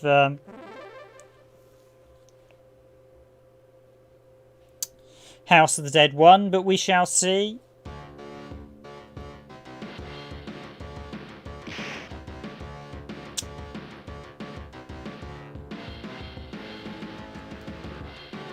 And yeah, I think there's a graphics line issue with this. It might be with GSM or the fact I'm forcing. So you can tell, because this is Street Fighter Deluxe, it's like a CPU battle. Oh, is this the I think this is the enhanced music or something. I'll stick with the...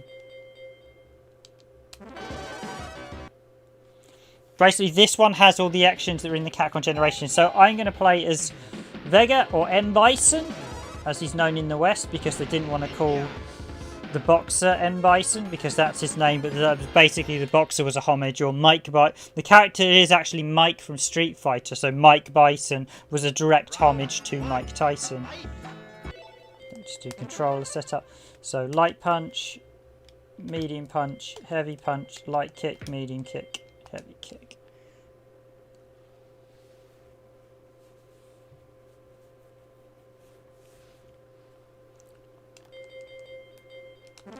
Yeah, I played it on Google Stadia and I wasn't impressed. We've actually got a playthrough run, Araka, of the Google Stadia version. So this is possibly has the most broken... This version of Street Fighter 2 is possibly the most broken version of M. Bison. But I absolutely love it.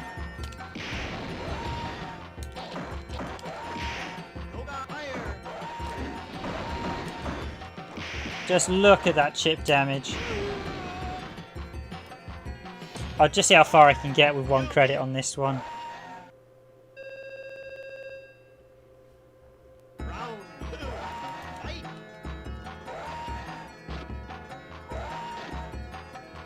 Yes, Google Stadia is still around, but it's not doing well. They've already, I think they've cancelled pretty much all internal development, which means that it's on life support, so to speak.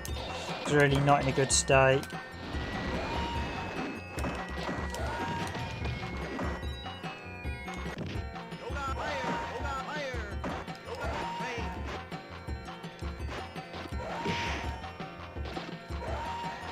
Google only really have themselves to blame as well.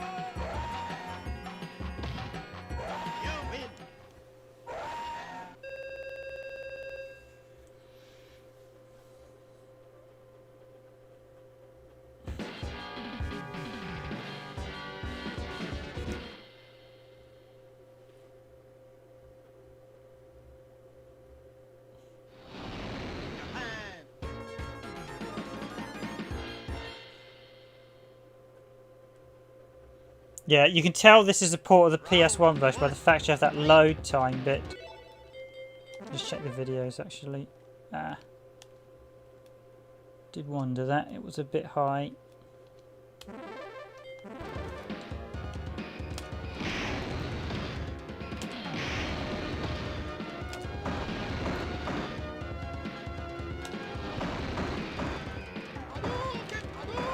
Oh, we got a gold fireball there.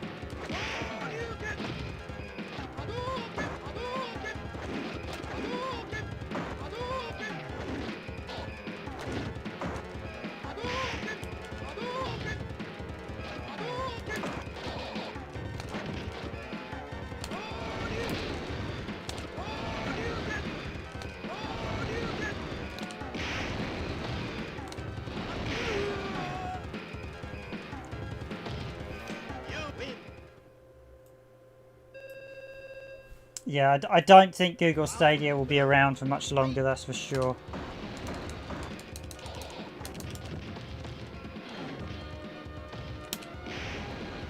I'm literally going to be cheeky as Bison because this is the spam tactic you use to win.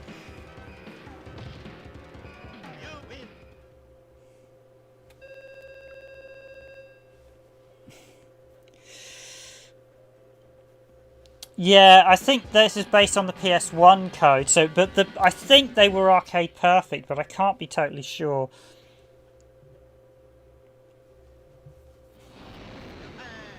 The thing with the PS1 is, I think the PS1 could do the arcade resolution. The Saturn couldn't go as low as the arcade, so they had to slightly adjust the resolution. Ah, yes, the background in the arcade Stadia version for this has been changed.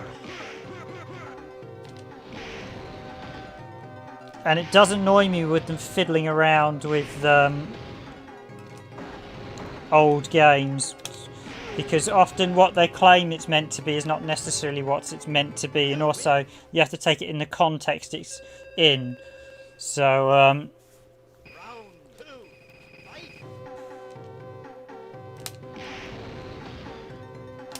and the minute you start censoring history, you start going down a very dark path. So I'm very much against the Capcom Arcade Stadia. It does have a few games that have changes, and I'm deeply disappointed in those changes because you don't.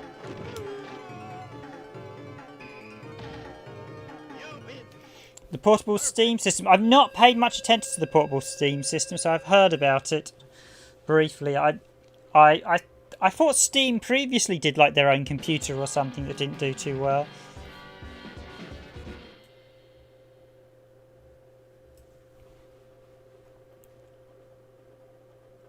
See how far I can get. Yeah, it's really annoying because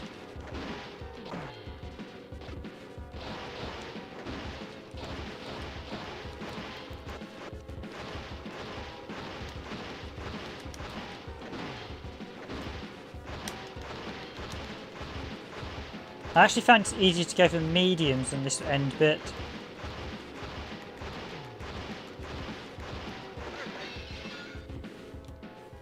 Yeah, I disagree with changes to games. Street Fighter's had quite a few changes. They changed the symbol on Guile stage. I think it was the US military. I mean, Street Fighter did borrow from a lot of things, and Capcom need to accept that. You can't just go changing things just because your lawyers are a thing. They've got to leave it as it is. So they've changed Honda stage. They've changed Guile stage. They've changed like some of the cans in the background on a few of the stages.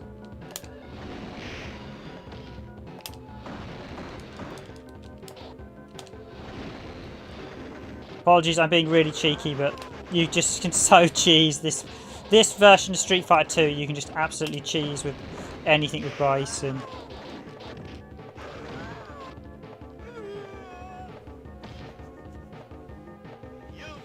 Yeah, that was it. The Steam box, which never materialised, did it?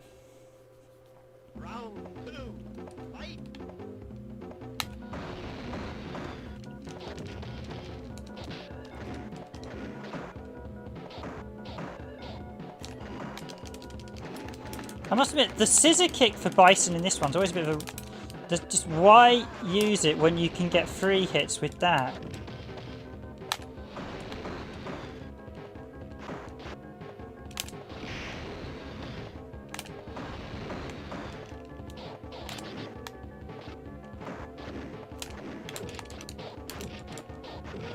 Oh, he got me.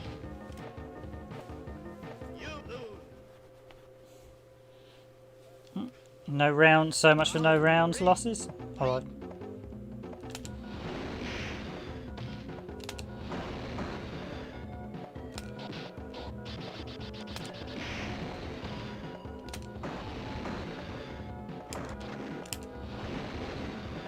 I've just realised, I think this version they fixed the hit on Bison. So Bison originally in Street Fighter Turbo has a... Is it the Turbo? Oh, get off me.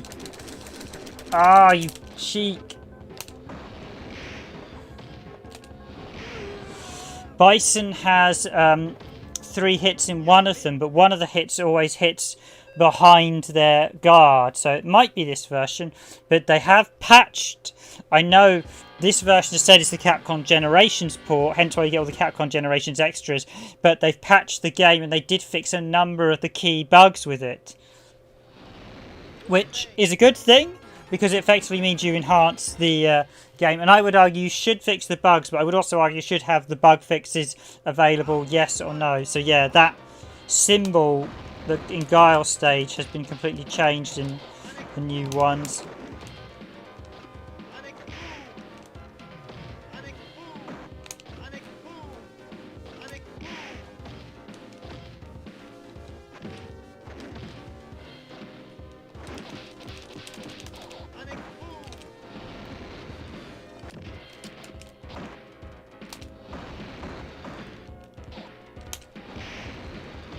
Yeah, Guile's AI is just as cheap as what I'm doing. No, gotta be careful now.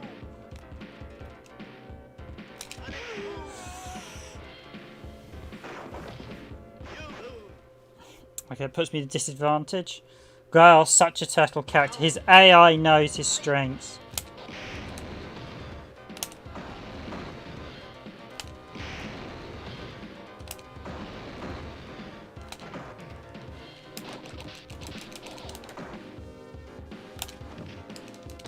Oh, he flash kicked me at point blank. Yeah, we've got to watch those throws.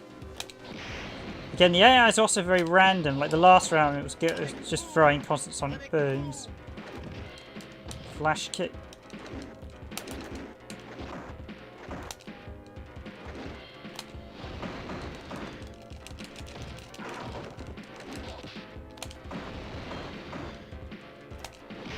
Gotcha.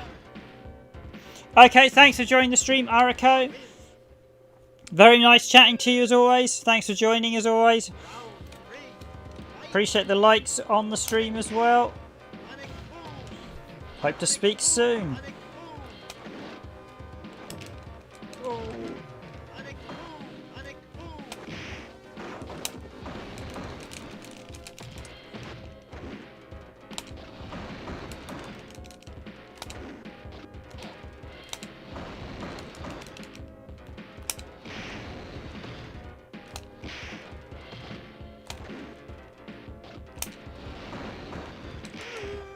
Got him!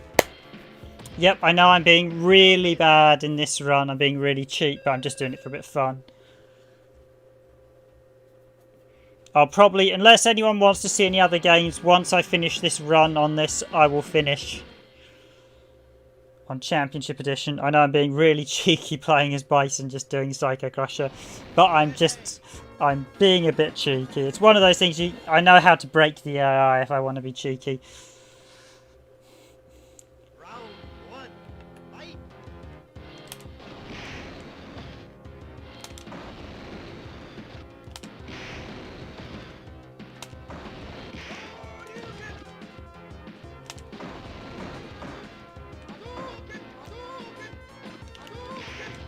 Yeah, I definitely think this has got a bug fix for the Bison.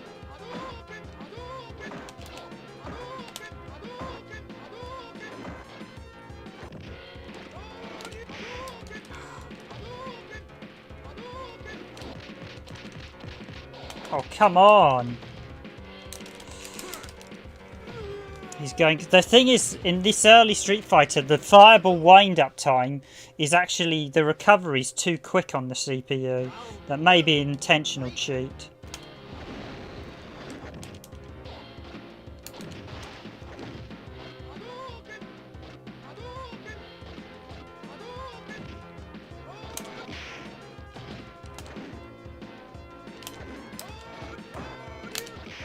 Oh, come on.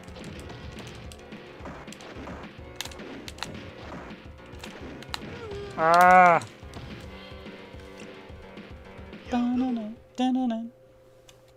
Ah, that's irritating. Yeah, I have another go at Ken. I really want to beat him.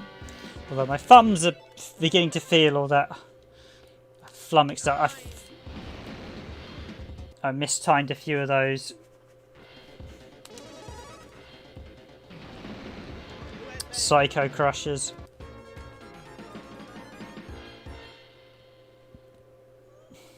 Yeah, they definitely patched it in this version, so you can't exploit.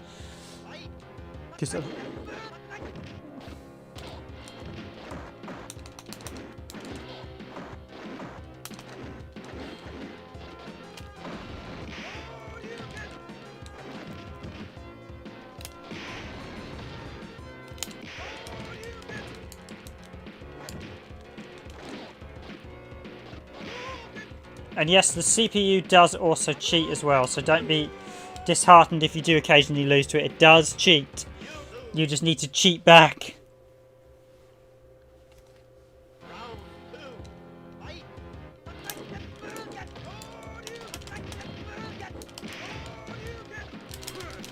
Oh, trying to throw it as well.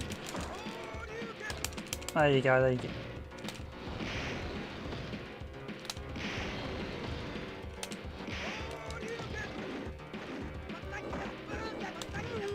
Ah! Oh, I should have got it there. That's irritating.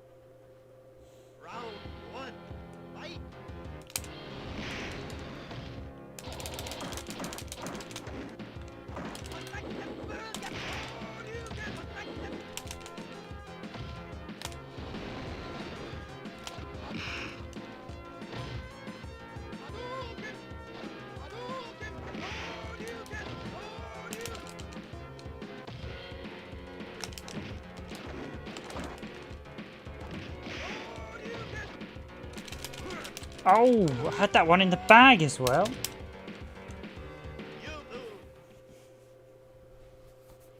Had that match in the bag.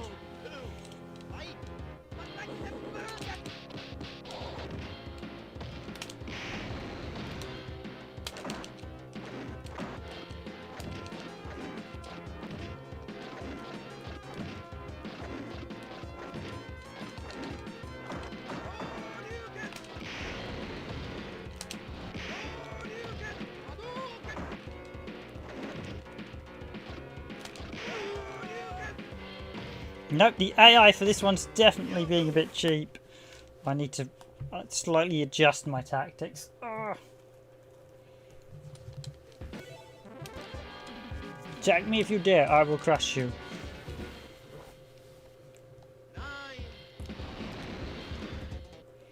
Although we'll finish in a few minutes. Apologies for the slightly late start, as before we had some slight technical issues, a la the Elgato capture unit crashed, so I couldn't stream at the start.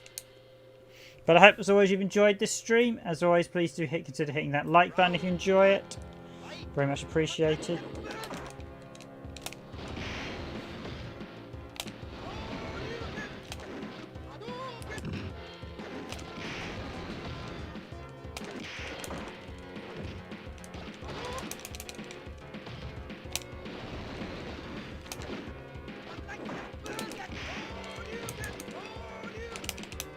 Got him at long last.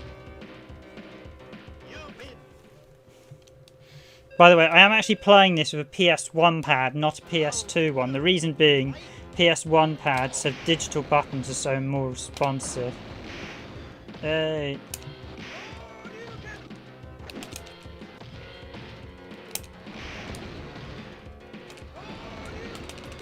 Gotcha! Finally!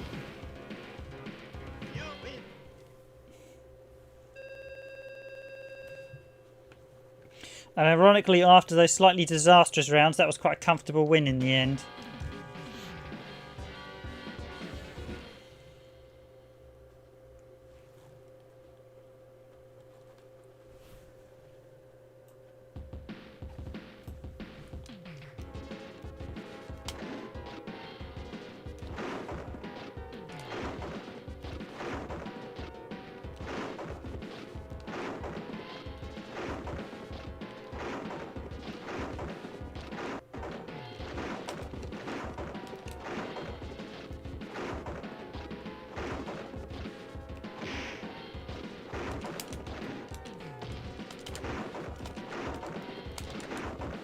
Oh, so close, yet so far. That's actually probably the hardest bonus game to get a top score on.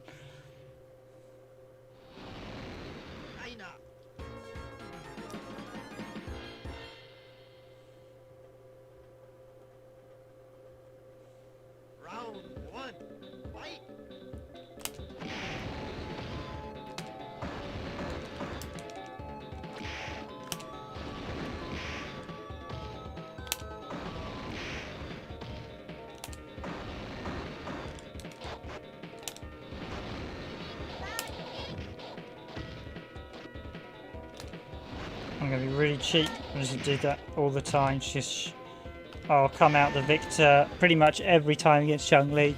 That's a really cheap fighting tactic, but I don't want to...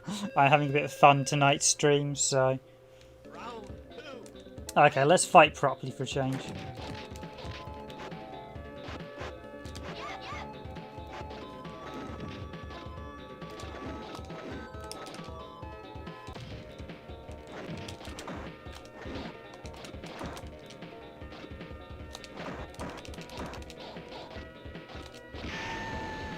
And there we go, I have a proper win without me being cheeky with the only using one Psycho Crusher.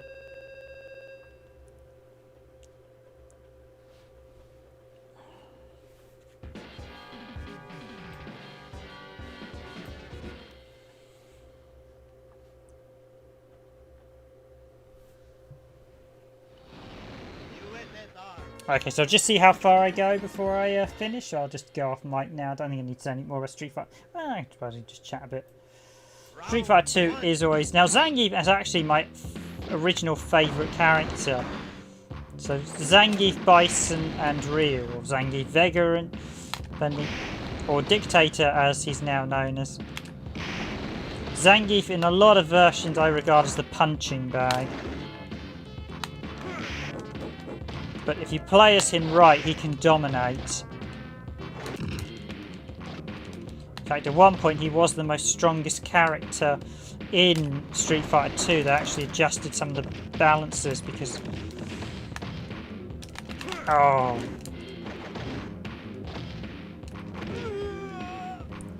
And there we go, the long range kick. One of the things Bison has is he's got air superiority and he's got very long kicks, so...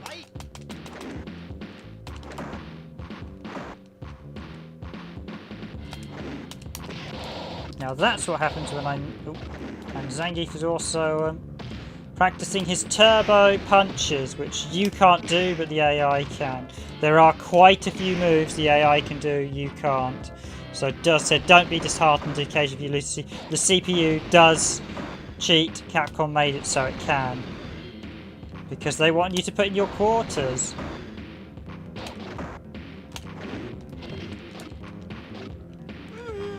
And of course the reason for Championship Edition was because of so many black belt games, or basically bootleg versions of Street Fighter 2. I think the two most infamous ones were Street Fighter 2 Rainbow Edition and Street Fighter 2 Black Belt.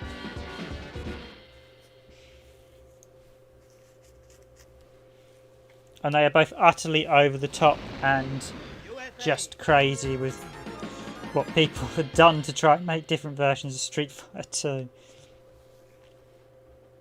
Round one, fight! And I'm pretty sure Balrog used Mike Tyson's sort of rendition of his picture, because I'm sure that was the hairstyle Tyson had at the time. Oh, yeah, he's such a powerful... The actual M. Bison, or Bez Balrog, has a very, very aggressive CPU. You need to keep him at distance.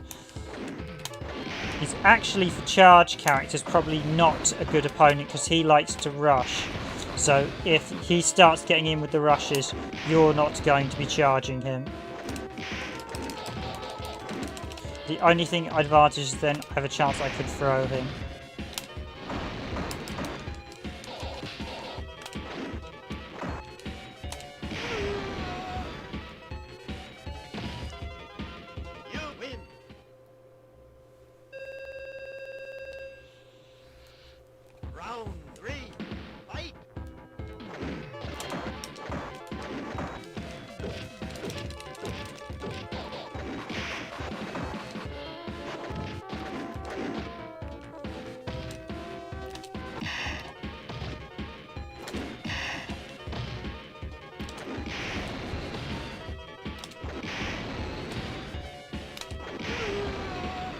And yes, Psycho Crusher generally comes out the best against all the charges, except against fireball moves.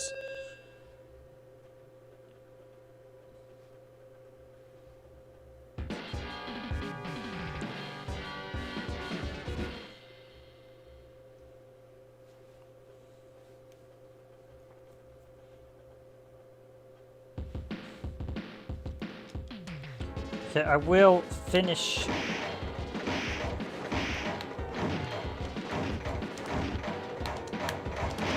in the not too distant future.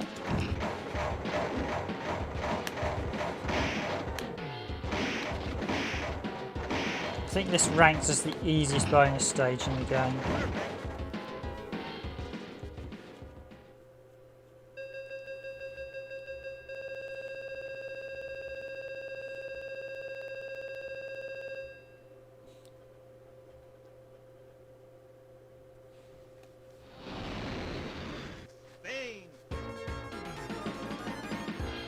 Here we have with Vega, or my name stealer, the actual Vega's name stealer, and Balrog as he was known in the Japanese version, which is his true name. Although I don't believe Balrog is a Spanish name, so I don't know why they chose Balrog as such a rubbish name.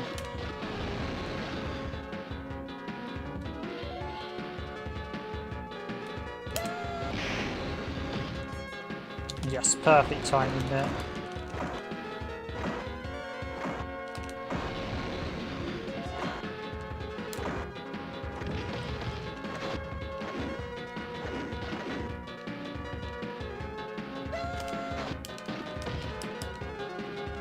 Yeah, Vega can only jump on the stage. Gotcha again.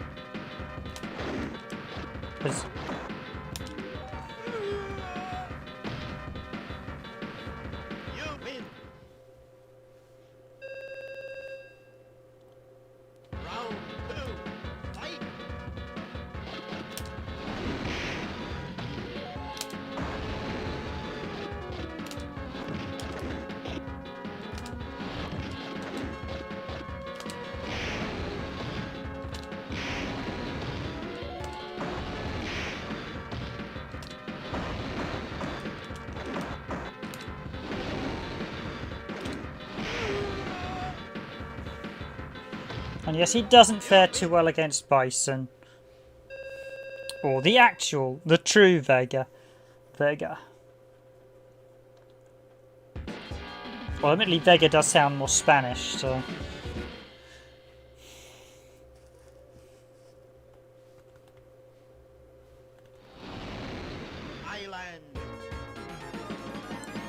Okay, so this is probably going to be the toughest fight. Round one. Gotta be careful. Fight.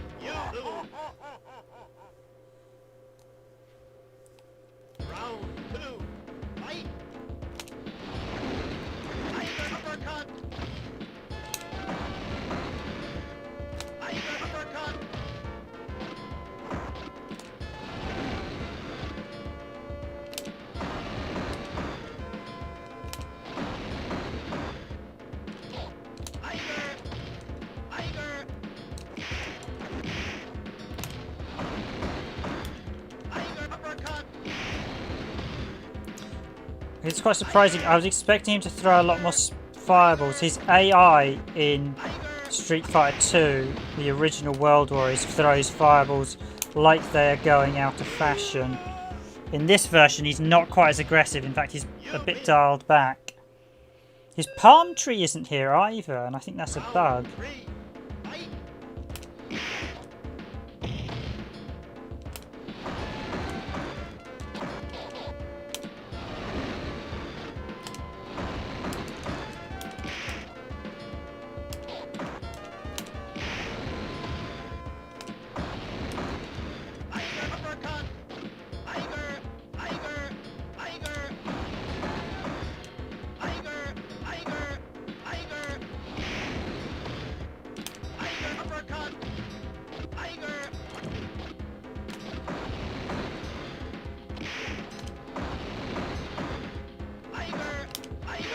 Oh, so close yet so far. Oh. Okay, I will leave that there. Yeah, I would like to finish it, but I actually need to toddle off tonight. I have to go out tomorrow, so unfortunately I can't stream for eternity. I'm sure some of you would like me to, but unfortunately I can't. But thank you all for watching, everyone. I have been your host for this randomised gaming video, Random Gamer Riven, and I hope you enjoyed this stream as always. So that's it for this week. I won't be streaming again till next week. I will probably do some more PS2 or PS1 stuff over the next few weeks. I'll also be doing some videos. I think I might do. We had quite a lot of people watching, put my name in there, quite a lot of people watching last week's stream during the quiz bit, so I might show off the special Capcom quiz one over the weekend. I do have a Bomberman, Super Bomberman R video coming out. I should get it done tomorrow, so I'll put it out tomorrow even if it's not 4K, because it's not going to be that big a video, so but it'll be a nice little one that I think people will enjoy. So I thank you all for watching. I've been your host for this randomised gaming stream, Random Game Riven, and as mentioned before, this has been the Capcom Classics Collection on PS2, and it was released in 2005, and it was developed by Digital Extremes, and it was published by Capcom. And of course, there is the brand new Capcom Arcade Stadia, which is currently out, and that is a really good modern collection. It doesn't include every game that I've showed in this stream tonight, as I mentioned. This one is a few games that currently the Capcom Arcade Stadia doesn't have, but supposedly Capcom are actually going to add more games into the Arcade Stadia, which is fantastic news. But in the meantime, I will wish you good night, good evening, good morning, good afternoon, wherever you are in the world. I will say thank you for watching. I've been your host, Random Gamer Riven. As always, if you enjoy our videos, please do consider hitting that like button. Very appreciated for this, as it does help with our rankings in the YouTube system. So that way, the more likes we get, the more it'll show the video. And also, please do consider, if you like our content, subscribe to the channel. And don't just take my word for it. Go take a look at the channel itself and see what you think. Have a look, we've got hundreds of videos on the channel, it's coming up to 1,000 actually. So thank you all for watching, everyone. I will see you all next week. Have a good weekend, everyone.